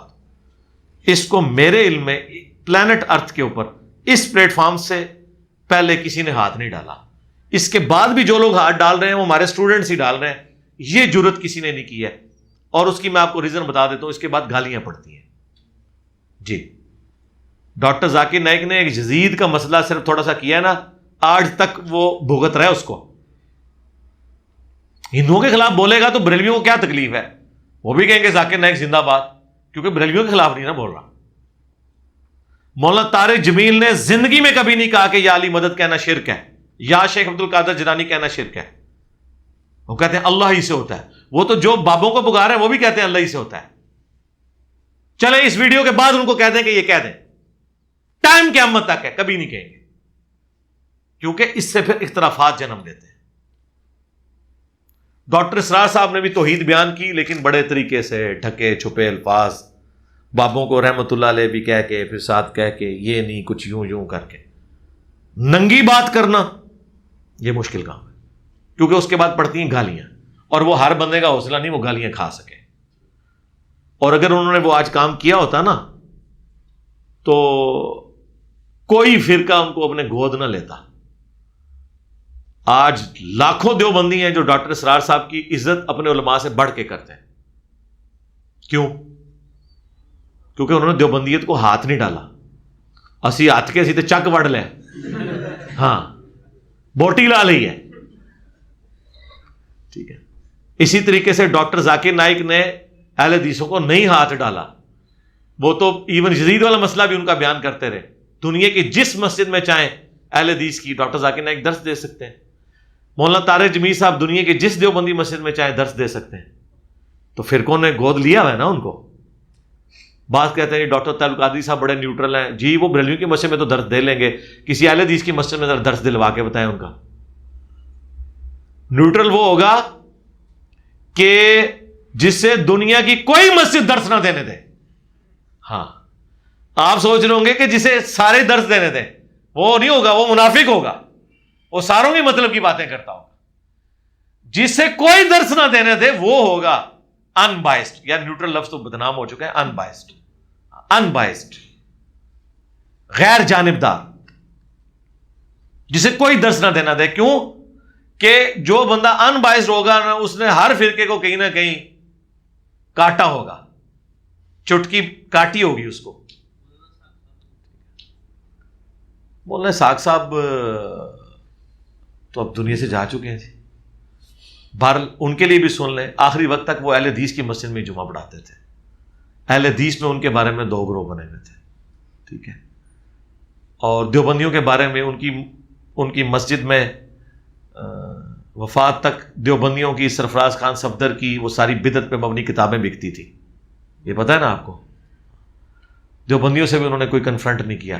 دیوبندی اہل حدیث صرف حضرت معاویہ رضی اللہ تعالیٰ عنہ کی وجہ سے ان کے خلاف ہوئے ہیں۔ اس کے علاوہ آپ ایک مسئلہ نہیں بتا سکتے جس کی وجہ سے مولانا اسحاق صاحب کو برا کہا ہوگا۔ طلاق والا مسئلہ وہ اہل حدیث والا بیان کرتے تھے، باقی حنفیوں والے سارے مسائل بیان کرتے تھے. وہ احمد بریلوی کو بھی رحمۃ اللہ علیہ کہتے تھے, اشرف تھانوی کو بھی رحمۃ اللہ علیہ کہتے تھے نا. تو کیوں بریلوی دیوبندی ان کے خلاف ہوں گے؟ وہ حضرت معاویہ کی وجہ سے ان کے خلاف ہوئے تھے. مولانا اسحاق صاحب کے وہ خلاف اس لیے نہیں تھے کہ مولانا اسحاق صاحب کے فرقے کو ان کی وجہ سے کوئی نقصان پہنچا تھا. وہ ان کا ایک سینسٹیو ایریا ہے بنو امیہ, جس کی وجہ سے ان کے خلاف ہوئے تھے.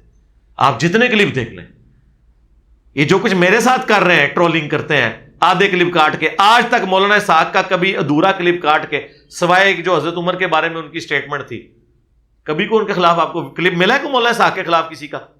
ہاں بتائیں ذرا, مجھے بتائیں کہ جی توصیف راشدی کے یہ 50 کلپ ہیں ان کے بارے میں, الیاس گمن کے یہ 50 کلپ ہیں. نہیں ملے, کیونکہ انہوں نے ہاتھ نہیں ڈالا نا ان کو, انہوں نے صرف ایک بنو امیہ کو ہاتھ ڈالا. اس کے بعد تو وہ کہتے تھے رفع دین سے بھی نماز ہو جاتی ہے بغیر رفع دین کے, اور یہ بات میں آج کروں تو بریلوی اور دیوبندی میرے مرید ہیں. ان کو تکلیف ہی ہے کہ یہ کہتا ہے کہ تمہاری نماز ثابت ہی نہیں ہے. سمجھ آئی؟ وہ تو کہتے دونوں طریقے درست ہیں. تمام فقہی مسائل میں وہ سب طرف ہوتے تھے. اس وجہ سے ہارڈ سٹانس انہوں نے صرف ایک مسئلے میں لیا ہے, اور وہ تھا بنو امیہ کا ایشو. اس کی وجہ سے لوگوں کے خلاف ہوئے ہیں, ادروائز اتنا بھی کوئی مسئلہ خراب نہیں تھا, ورنہ ان کی زندگی میں بڑے ہنگامے کھڑے ہو جاتے اس ایک ایشو کی وجہ سے ان کے ساتھ لوگوں کا تھا. باقی تو آپ کو پتا ہے کہ وہ انہوں نے وہی کچھ بیان کیا ہے جو سارے کہتے ہیں, کوئی روٹین سے ہٹ کے انہوں نے, یعنی مجھے بتائیں کہ انہوں نے احمد بریلوی صاحب کی یا صوفیاء کی گمراہیاں کبھی کسی ویڈیو میں ہائی لائٹ کی ہوں, الٹا ابن عربی کا دفاع کرتے رہے پوری زندگی, اس کی وجہ سے اپنے لیے مصیبت کھڑی کر دی. وہ ختم نبوت والی بات پہ, اس میں ہماری ویڈیو ریکارڈ ہوگی 52 منٹ کی. میں نے وہ ایک تو پہلے کشف والی ہوئی ہے نا, اس کے بعد ان کے شاگردوں نے اعتراض کیا تھا کہ جی انہوں نے قادیانیوں کو جواب دیا تھا, تو اس کے جواب میں انہوں نے کہا تھا کہ منصب نبوت نہیں لیکن نبوت جاری ہے, نبوت کے مرتبے کے لوگ آئیں گے لیکن دعوے نبوت نہیں کریں گے. اس بات کا آپ کیا جواب دیں گے قادیانیوں کو کہ آل ابراہیم میں تو پیغمبر ہیں, آل محمد میں پیغمبر کوئی نہیں ہے؟ تو اس کا جواب پھر میں نے دے دیا علمی طریقے سے کہ ختم نبوت وہ ٹائٹل ہے جس کے بعد ہمیں نبی علیہ السلام کے حق میں کسی ٹائٹل کی ضرورت نہیں ہے, کیونکہ ختم نبوت کی وجہ سے آپ کے بچے اللہ نے بچپن میں لے لیے. یہ بخاری کے الفاظ ہیں کہ نبی کا بچہ ابراہیم عبداللہ ابن ابی اوفا رضی اللہ تعالیٰ عنہ کہتے ہیں اس لیے فوت ہوا کہ حضور کے بعد کوئی نبی نہیں آنا تھا, اللہ نے ختم نبوت کی وجہ سے آپ کے بچوں کو بچپن میں لے لیا. تو ختم نبوت وہ ٹائٹل ہے کہ حضرت ابراہیم کی نسل میں 1000 پیغمبر ہونا, اس کے بدلے نبی علیہ السلام کو ختم نبوت کا جو ٹائٹل مل گیا یہ باری ہے. ٹھیک ہے, پھر میں نے اس میں علمی پھکیاں دی ہیں. کل کو آپ کہیں گے کہ حضرت آدم علیہ السلام کو فرشتوں نے سجدہ کیا, حضرت یوسف کو ان کے بھائیوں نے کیا, تو اب ہمارے نبی کو تو سجدہ جائز نہیں ہے, لہذا اب سجدہ ثابت کریں گے ہم؟ نہیں, ہم کہیں گے کہ نہیں, اب توحید ایسی کامل ہے کہ اس امت میں سجدہ تعظیمی بھی حرام ہے. کل کو آپ یہ کہیں گے کہ حضرت عیسیٰ علیہ السلام بغیر باپ کے پیدا ہوئے, اب ہمارے نبی کے حق میں یہ فضیلت میں کیسے بناؤں؟ تو میں کہہ دوں کہ حضرت عبداللہ ظاہری طور پہ باپ تھے لیکن ایکچولی حضور بغیر باپ کے پیدا ہوئے ہیں, تو کیا یہ میں جعلی فضیلت بناؤں گا؟ نہیں. اس طرح کی میں نے کئی ایک مثالیں دی ہیں اور علمی جواب دیے. وہ ویڈیو ہماری ریکارڈ ہو چکی ہے پچھلی مجلس میں 52 منٹ کی, اور اس میں نے ساری ویڈیوز چلا کے احترام کے دائرے کے اندر یہ جو وہابیوں نے کام کھڑا کیا نا کہ مولانا اسحاق صاحب کے اس موقف کو قادیانیت کے ساتھ جوڑ دیا, وہ بالکل غلط ہے. قادیانیت تو نہیں ہے نا, قادیانیت کے ساتھ کیسے جوڑ گیا؟ ان کو چشتی رسول اللہ اور اشرف رسول اللہ قادیانیت نظر نہیں آتے, مولانا اسحاق کی سٹیٹمنٹ قادیانیت نظر آ گئی ہے. انہوں نے تو اپنا ایک موقف بیان کیا کہ اس امت میں بھی اللہ تعالیٰ نے اتنے بڑے لوگ پیدا کیے ہیں کہ وہ نبی نہیں تھے, لیکن اللہ تعالیٰ نے انہیں فہم, فراست اور اس طرح کی چیزیں ایسی دی تھی کہ اگر نبوت جاری ہوتی تو وہ نبی بھی ہوتے. اس معنی میں انہوں نے کیا, لیکن اس کے لیے جو انہوں نے لفظ یوز کیے نا وہ خطرناک ہے, خطرناک نہیں ہے, خطرناک ہے. اچھا, وہ اگلے دن, وہ 2 دن پہلے وہ لائیو سیشن میں بلال بھائی جمعے والے دن بتا رہے تھے کہ مجھے انڈیا سے ایک بھائی نے نا ای میل کی ہے کہ جی علی بھائی کی ایک علمی غلطی ہے جو ہم نے ہائی لائٹ کرنی ہے, چونکہ ہم اردو اسپیکنگ ہے, انہیں کہ اپنی غلطی کر لیں. یہ کانپے ٹانگنا نہیں ہوتا, ٹانگے کانپنا ہوتا ہے. اور یہ لفظ خطرناک نہیں ہوتا, خطرناک ہوتا ہے. تو یہ غلطی تو ہم خود کر رہے ہوتے ہیں نا. تو پھر بلال بھائی نے بتایا نہیں, وہ یہاں پہ 2 پولیٹیکل لیڈرز ہیں, یہ ان کی تقریر کے جملے ہیں جو پاکستان میں اس وقت زبان زدے عام ہے. ایک بلاول بھٹو صاحب نے وہ ٹانگے کانپ رہی کو کانپے ٹانگ رہی کہہ دی, تو وہ چونکہ لوگ اس کو سن کے محظوظ ہوتے ہیں تو میں اس کو اس طریقے سے بیان کر دیتا ہوں. تو جب کوئی فیصلہ آبادی میں مجھے ملنا ہے تو فیصلہ آبادی جو ہم سیفلہ آباد بھی کہہ دیتے ہیں بعض, فیصلہ آباد سیفلہ آباد, تو وہ ایک مذاق کے طور پہ بات ہو رہی ہوتی ہے. اس طرح کا علمی اختلاف آپ کیا کریں, آپ کا رائٹ ہے. السلام علیکم. وعلیکم السلام. ارے بھائی صحیح حدیث کی روشنی میں خرگوش کا گوشت کھانا, جی بخاری مسلم میں موجود ہے, خرگوش کا گوشت حلال ہے, خرگوش سبزی خور ہے. پہلے بتائیں خرگوش کے اندر کون سی ایسی خرابیاں جس کی وجہ سے شیعہ نے یہ موقف کھڑا کیا کہ یہ حرام ہے؟ وہ سبزی خور ہے, اپنی اصل میں وہ سبزی خور ہے. اور سبزی خور جانور جو حرام کرنے تھے نا اللہ نے وہ کر دیے. میں خنزیر سبزی خور بھی ہے, گوشت خور بھی ہے, اسے حرام کر دیا. تو وہ جنگلی جانور تو نہیں ہے, شریف سا یار جانور ہے خرگوش, کیا مسئلہ ہے؟ تو حلال ہے. بخاری میں حدیث موجود ہے خرگوش کے گوشت کے حلال ہونے پہ. علی بھائی جن بچوں کے ماں باپ کی طلاق ہو جاتی ہے اور آگے ان کی شادیاں ہو جائیں, ان بچوں کو آپ کیا نصیحت کریں گے؟ یعنی کن کی شادیاں ہو جائیں؟ ان کے ماں باپ کی شادیاں ہو جائیں ہیں؟ ہاں, تو ظاہر ہے اس نے سلوک تو رہے گا ان کے ساتھ. ان کو ہم یہ نصیحت کریں گے کہ اپنے ماں باپ کے ساتھ ملنا جلنا رکھیں, اگرچہ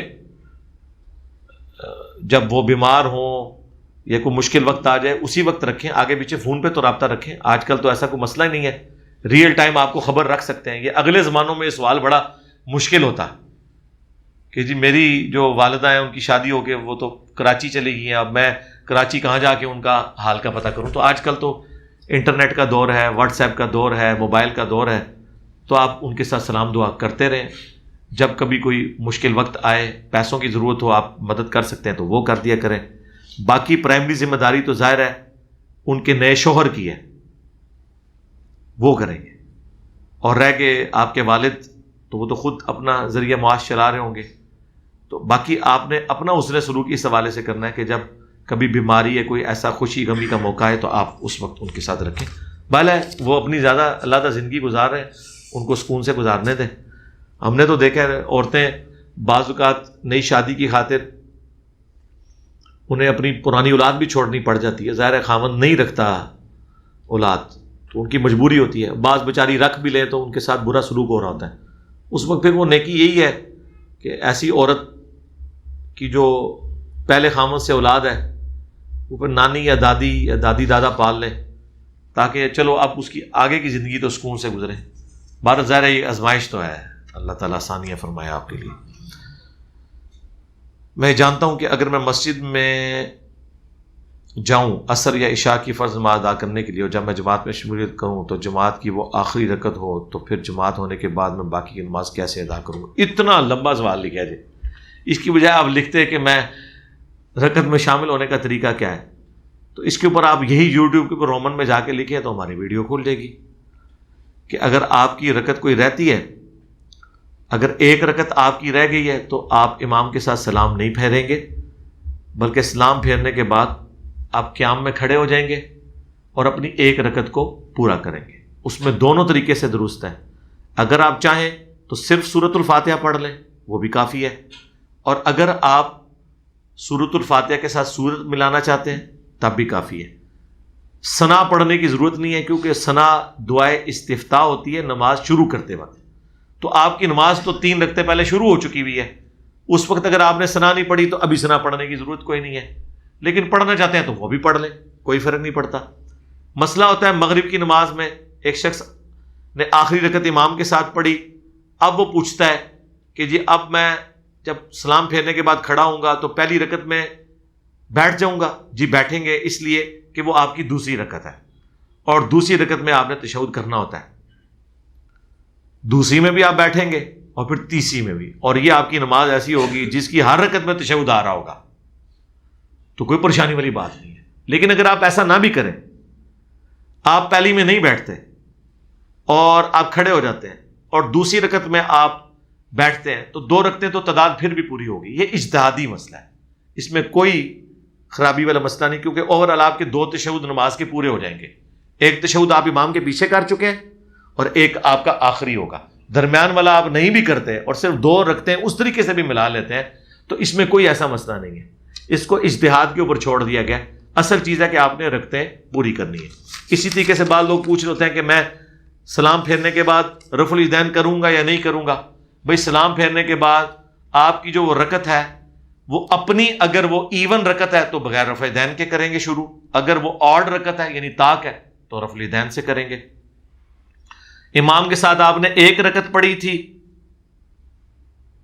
باقی آپ نے سلام پھیرنے کے بعد جب پوری کرنی ہے اور جب آپ کھڑے ہوئے ہیں تو وہ آپ کی دوسری رکعت ہے مغرب میں، اگر آخری رکعت میں آپ ملے تھے تو آپ وہ رفع الیدین کے بغیر شروع کریں گے۔ پھر لوگ پوچھتے ہیں کہ میں جی دوسری رکعت میں امام کے ساتھ آ کے ملا ہوں اور وہ میری پہلی ہے، اور جب امام کی تیسری رکعت ہوگی وہ میری دوسری ہوگی، امام تو رفع الیدین سے تیسری رکعت شروع کرے گا، میری دوسری ہے، کیا میں رفع الیدین سے شروع کروں؟ ہاں، اب جب آپ امام کے ساتھ ہیں نا پھر آپ امام کو فالو کریں گے، اگرچہ آپ کی ایون رکعت ہے لیکن چونکہ امام رفع الیدین کر رہا ہے آپ اس کو فالو کریں گے۔ اور اگر آپ کہتے ہیں نہیں اس کی کو مجھے پھکی دیں تب مجھے ہضم ہوگا، تو ہم یہ پوچھتے ہیں کہ کیا پہلی رکعت میں تشہد ہوتا ہے؟ نہیں، لیکن اگر امام پہلی رکعت میں تشہد بیٹھے یعنی آپ مغرب کی دوسری رکعت میں ملے، آپ کی وہ پہلی رکعت تھی، امام کی دوسری تھی، تو آپ مجبوراً امام کی وجہ سے پہلی رکعت میں تشہد بیٹھ جاتے ہیں۔ بیٹھتے ہیں کہ نہیں بیٹھتے؟ یہ تو نہیں کہتے میری پہلی ہے میں تو کھلون لگا جائے تو آڑا میں تشہد میں کھڑے ہونے کا انتظار کروں گا، نہیں، امام کے پیچھے جب آپ ہوتے ہیں اس وقت ذرا پروٹوکول پھر امام کو اس حوالے سے فالو کرنا ہے، لیکن یہ نہیں فالو کرنا کہ امام رفع الیدین نہیں کر رہا تو آپ نے بھی نہیں کرنا، اے بھی مسئلہ لوگوں نے کاٹ لیا ہے۔ حنفیوں نے کبھی کہا ہے کہ امام کعبہ رفع الیدین کرتا ہے تو حنفی سارے رفع الیدین کریں کہ امام کی پیروی ہونی چاہیے؟ امام کعبہ اونچی آمین کہتے ہیں تو لہذا حنفی سارے اونچی آمین کے کیونکہ امام کی پیروی کا حکم ہے۔ ادھر کہتے ہیں نہیں نہیں جی ہم تو اپنے طریقے سے نماز پڑھیں گے، شکر نہ کر دیا کہ امام کعبہ کے پیچھے نماز پڑھنے ہیں اسی اتنے ایک من گے۔ تو میرے بھائی امام کعبہ کو بھی چھوڑے، امام کعبہ کی نماز میں بھی غلطی ہیں، جلسہ استراحت چھوڑ دیا ہوا ہے، پہلی رکعت میں ڈائریکٹ کھڑے ہوتے ہیں، تو میں تو جتنی بار ان کے پیچھے نماز پڑھتا ہوں میں تو بیٹھ کے اٹھتا ہوں، میں نے اللہ کے نبی کی سنت کو دیکھنا ہے کہ امام کعبہ کو دیکھنا ہے۔ اسی طریقے سے امام کعبہ گھٹنے پہلے لگاتا ہے، ہاتھ تو لگا ہی نہیں سکتے اتنے موٹے ہوتے ہیں زیادہ تر، گھٹنے پہلے لگاتے ہیں، لیکن سنت ہے آپ نے پہلے ہاتھ لگانے، تو ہم تو سنت کے مطابق نماز پڑھتے ہیں۔ ان کا وبال ان پہ ہوگا، وہ صحیح بخاری میں 694 نمبر حدیث ہے، اے ابو ہریرہ ان قریب ایسے امام آئیں گے جو تمہیں غلط نمازیں پڑھائیں گے، تم ان کے پیچھے نماز پڑھ لینا، ان کی غلطی کا وبال ان پہ ہوگا، تمہیں نماز کا ثواب مل جائے گا۔ امام رفع الیدین نہیں کر رہا، وہ اپنی غلطی خود بھگتے گا، آپ نے سنت کے مطابق نماز پڑھنی ہے۔ میرا سوال ہے کہ جو غیر مسلم کے چھوٹے بچے ہیں چھوٹی عمر میں مر جاتے ہیں وہ جنت میں جائیں گے یا دوزخ میں؟ انشاءاللہ جنت میں ہی جائیں گے، بس اتنا ہی جواب ہے، باقی ڈاکٹرین سمجھانے کی ضرورت نہیں ہے۔ علی بھائی یہ جاننا چاہتا ہوں کہ اگر کسی شخص پر کالے جادو کا سایہ ہو تو اس کے توڑ کے لیے، وہ میں نے بتا دیا آپ کو، کسی عامل سے رابطہ کریں جو صحیح العقیدہ ہے، بشرطے کہ کالا جادو ہوا ہو۔ پاکستان میں تو ہر نوجوان جو ہارڈر عام ہے اس کے اوپر جادو ہوا ہے، باقی سارے کام صحیح کر رہا ہے، وہ کام کرنے کی باری آئے تو بندش اور جادو اس طرح کی چیزیں آئی نہیں ہیں۔ واٹس ایپ پہ بیٹھے ہوئے تو کوئی جادو نہیں ہوا اس کو، پورا پورا دن بیٹھ کے کام کرتا رہتا ہے۔ ہاں پیسے دے دیں اسے وہ فاسٹ فوڈ کھانے کے لیے، بھائی جو ہے وہ وہاں پہ سوکھی بھی ڈبروٹیاں کھا رہے ہوں گے انگلینڈ کے اندر بیٹھ کے، اور وہ جو فیملی کو پیسہ دے رہے ہیں یہاں بیٹھ کے کڑھائیوں کے آرڈر دیے ہوئے ہوں گے انہوں نے، جو بیچارے محنت کر رہے ہیں وہ رات کا بچا ہوا صبح اوون میں گرم کر کے کھاتے ہیں، اور جو کچھ کام نہیں کرتے ہیں وہ یہاں پہ کڑھائیاں بنوا کے دودھ پتی آدھے گھنٹے کی وہ ملائی ڈلوا کے اوپر گولے والی دکانوں میں بیٹھے ہوئے ہیں جناب۔ کبھی آپ کو وہ گول گپے کھاتے ہوئے نظر آئیں گے، ٹھیک ہے جی، پھر کہتے ہیں جی اللہ کھلا رہا ہے، جی کھاؤ شوق نہ، سانو کوئی اعتراض نہیں۔ جس عورت پر جنات کا سایہ ہو اس کو نکال، وہ میں نے آپ کو بتا دیا، کسی عامل سے رابطہ کریں۔ آج کے اس دور میں موجودہ درباروں کے بارے میں رہنمائی کریں۔ درباروں کے بارے میں رہنمائی یہ ہے کہ درباروں پہ آپ نہ جائیں، آپ قبروں پہ جائیں، صحیح مسلم کی حدیث ہے، تاکہ آخرت کی یاد آئے۔ یہ دربار تو غلط بنے ہوئے ہیں نا، مسلم شریف میں حدیث ہے، نبی علیہ السلام نے فرمایا میں تمہیں منع کرتا ہوں قبروں پہ عمارت بنانے سے، قبروں کو پکا کرنے سے اور ان پر بیٹھنے سے۔ تو جو مقامات رسول اللہ کی مخالفت پر بنائے گئے ہیں ان جگہوں پہ نہیں جانا چاہیے۔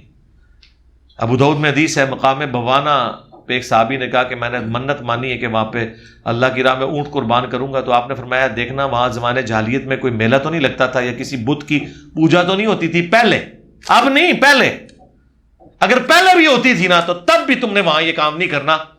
کیوں؟ حکمت یہ ہے کہ لوگ کہیں گے کہ بابا جی کی یاد تازہ ہو گئی ہے، دوبارہ تو آباد ہو گیا مزار، یہ لوگ کہنا شروع کر دیں گے۔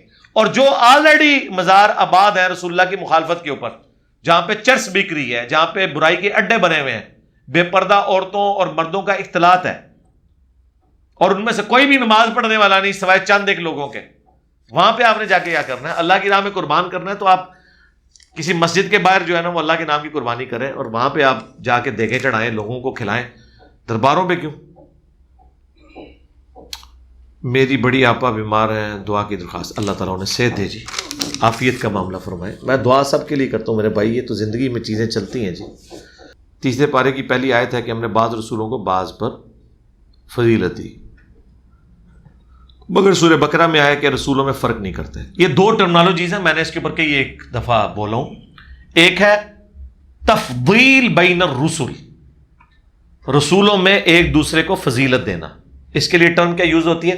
تفضیل، اردو میں تفضیل، اسی سے فضیلت لفظ بھی ہے۔ یہ تو عین ایمان ہے، عین قرآن ہے۔ تلک الرسل فضلنا بعضهم علی بعض، یہ رسولوں کی جماعت، ہم نے بعض کو بعض پہ فضیلت دی، کسی کے ساتھ اللہ نے کلام کیا، کسی کے اور معاملات میں درجات بلند کیے، اور عیسیٰ ابن مریم کو ہم نے کھلے معجزات دیے اور روح قدس سے ان کی مدد فرمائی۔ یہ وہ سورۃ البقرہ کی آیت نمبر 253 ہے۔ یہ تو بالکل جائز ہے، لیکن ایک شرط کے ساتھ کہ کسی رسول کی تحقیر نہ ہو۔ جو بخاری مسلم میں حدیث ہے، مجھے یونس پہ بھی فضیلت نہیں دینی، اس حوالے سے فضیلت کہ ان کی تحقیر کرو، کیونکہ وہ پوری حدیث ہے کہ ایک مسلمان اور یہودی کا جھگڑا ہوا، بخاری مسلم دونوں میں ہے۔ یہودی نے کہہ دیا کہ موسیٰ علیہ السلام کو اللہ تعالیٰ نے تمام جہان والوں پہ فضیلت دی، مسلمان نے کہہ دیا نبی علیہ السلام کو تلخ کلامی ہوئی، مسلمان نے تھپڑ مار دیا۔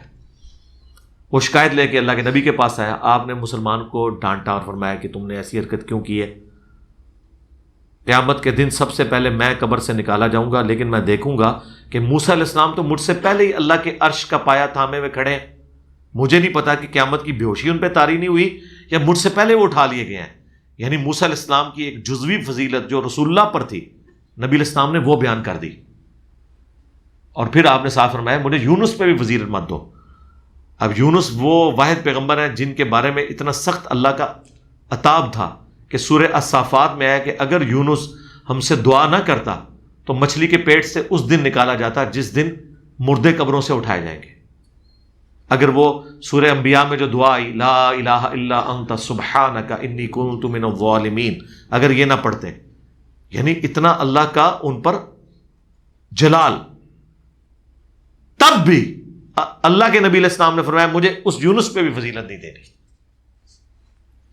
چاہے جائے کہ اولو العزم پیغمبر کے بارے میں یہ بات کرو۔ لیکن دوسری طرف صحیح مسلم میں حدیث ہے کہ بیت المقدس میں تمام انبیاء کو جمع کیا گیا اور حضرت جبرائیل نے کہا کہ یا رسول اللہ آپ ان کی امامت فرمائیں، آپ امام الانبیاء ہیں صلی اللہ علیہ وآلہ وسلم۔ تو یہ ہے تفضیل بین الرسل یا تفضیل بین الرسل۔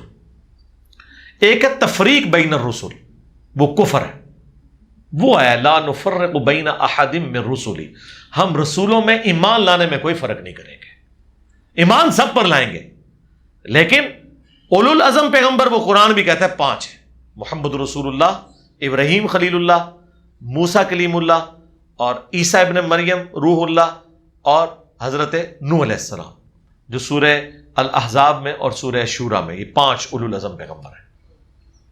باقی سب کے مرتبے ان کے بعد ہیں، وہ اللہ نے خود دیے ہیں، لیکن ایمان لانے میں وہ ہے کل آمن باللہ و ملائکتہ و کتبہ و رسلہ، اور پھر ساتھ کیا ہے لا نفرق بین احد من رسلہ۔ یہ جو ہے نا لا نفرق بین احد من رسلہ، یہ کس کے ساتھ آیا؟ جب ہم نے ایمان لانے کا ذکر کیا کہ ہم ایمان لے کر آئے اللہ پر، اس کے رسولوں پر، فرشتوں پر، کتابوں پر. ہم ایمان لانے میں رسولوں میں فرق نہیں کرتے. مرتبے کی بات نہیں یہاں ہوئی. اور یہ اس لیول تک ہے کہ سورۃ النساء میں یہاں تک آیا جو اللہ پر ایمان لائے اور رسولوں پر ایمان نہ لائے وہ بھی کافر، اور جو کہے کہ میں بعض رسولوں پر ایمان لایا بعض پہ نہ لایا وہ بھی کافر. تو تفریق بین الرسل کفر اور تفضیل بین الرسل عین ایمان. تو یہ دونوں چیزیں آپس میں ٹکراتی نہیں ہیں، بلکہ یہ دو مختلف باتیں ہیں جو کی گئی. عزت رسول کے لیے ریلی کے ساتھ جانا، جی جائیں ضرور. آج کل کا ماڈرن طریقہ ہے پروٹیسٹ ریکارڈ کروانے کا. شیعہ کو ہدایت دینے کے لیے آپ کے پاس کوئی کلپ تیار ہے؟ جیسا کہ قادیانیوں کے لیے آپ بتاتے ہیں، سب کے لیے کلپ تیار ہے. جی شیعہ کے ساتھ ہمارا سب سے بڑا اختلاف عقیدہ توحید کے اوپر ہے، تو کون سا میری ویڈیو جو توحید سے خالی ہو؟ غدیر خم والی کلپ دکھا دیں، وہاں پہ میں نے یہ بھی بتا دیا ہے کہ مولا علی کو مشکل کشا نہیں ماننا، بلکہ دلی محبوب، اپنا امام، پیشوا، آقا، مولا یہ ماننا ہے. تو بے شمار کلپ ہیں. ماتم کے حوالے سے بھی ماتم کا لفظ لکھیں تو ویڈیوز کھول جائیں گی ہر ایک اعتبار سے سب کے لیے. جی پی فنڈ یا آرمی کا فنڈ، اس کے بارے میں، جی پی فنڈ کے بارے میں یہ ہے کہ اس پہ جو سود ملتا ہے نا جی، وہ تو سود تو حرام ہے. اس کے علاوہ کی جو اوریجنل رقم ہے وہ آپ کا حق ہے. ہمارے ادارے میں بھی جی پی فنڈ ہے. میں نے تو انٹرسٹ فری کرایا تھا. میں نے جب ریٹائرمنٹ لی ہے تو میں نے سود نہیں لیا، انٹرسٹ فری تھا، انٹرسٹ فری میں نے لے لیا اپنا حصہ. اور اگر آپ کے ادارے میں نہیں ہے ایسا کوئی سلسلہ کہ آپ انٹرسٹ فری نہیں کروا سکتے، تو ریٹائرمنٹ کے وقت جب آپ لیں تو کیلکولیشن ہوتی ہے، اتنا سود ہے اور اتنی اوریجنل رقم ہے. اوریجنل کے آپ مالک ہیں، جو رہ گیا سود، اس سود کو آپ بغیر ثواب کی نیت سے اللہ کی راہ میں خیرات کر دیں کسی بھی جگہ پہ، لیکن ثواب کی نیت حرام مال پہ نہیں ہوگی. آج آپ تاخیر سے کیوں آئے؟ میں 10 بجے سے آپ کا انتظار کر رہا ہوں. میرے بھائی میں پہلے ہی آ گیا ہوا تھا. تاخیر سے کیوں آئے؟ وہ کیمرے کا ایشو آپ کو ہو گیا تھا. آپ کو پتہ ہے وہ آوازیں آ رہی تھی اس میں. اب دیکھیں آج کتنی امپورٹنٹ ریکارڈنگ تھی. وہ انڈیا کا جو کیس ہے اس وقت، آپ پتہ ہے کہ برننگ ایشو ہے. میں نے یہ تاخیر کروا کے اس کیمرے کا ایشو ریزالو کر لیا نا. یہ مجھ سے پہلے کوشش کرتے رہے، ان سے مسئلہ حل نہیں ہوا. انہوں نے دوسری وہ لگائی ہے، پھر حل نہیں ہوا. ٹھیک ہے، جس کا بھی ہے سوال نہیں، بچے نے تو کر لیا نا. تھوڑے دل بھی یہی وٹ بڑھیا ہوئے گا نا، سارا نا میں کٹ لوا نا. اور اکثر ہر چوتھے دن آ جاتا ہے سوال، تو میں کلیئر کر دیں. تو پھر انہوں نے نیچے وہ لے جی. میں نے اللہ کے فضل سے کوئی ایک پرچی بھی ایسی نہیں ہے جو میں نے پڑھ کے جواب نہ دیا ہو. جو لوگ کہتے ہیں جناب یہ پری پلان ہوتی ہے، ایتھد ہے، دیکھ لو. ٹھیک ہے نا. جتنی پرچیاں میرے تک پہنچی تھیں، کوئی بندہ آپ میں سے یہ کہہ سکتا ہے کہ میں نے پرچی لکھی تھی اور وہ راستے میں کہیں رہ گئی، علی بھائی نے وہ پڑھی ہی نہیں ہے، یا اس کا جواب نہیں دیا، یا اس کو بیچ میں ڈنڈی مار دی ہے. ایسا نہیں ہوگا. اہل دس دو منو وجہ کسی ڈنڈی تو دس دو، ایسا نہیں ہے.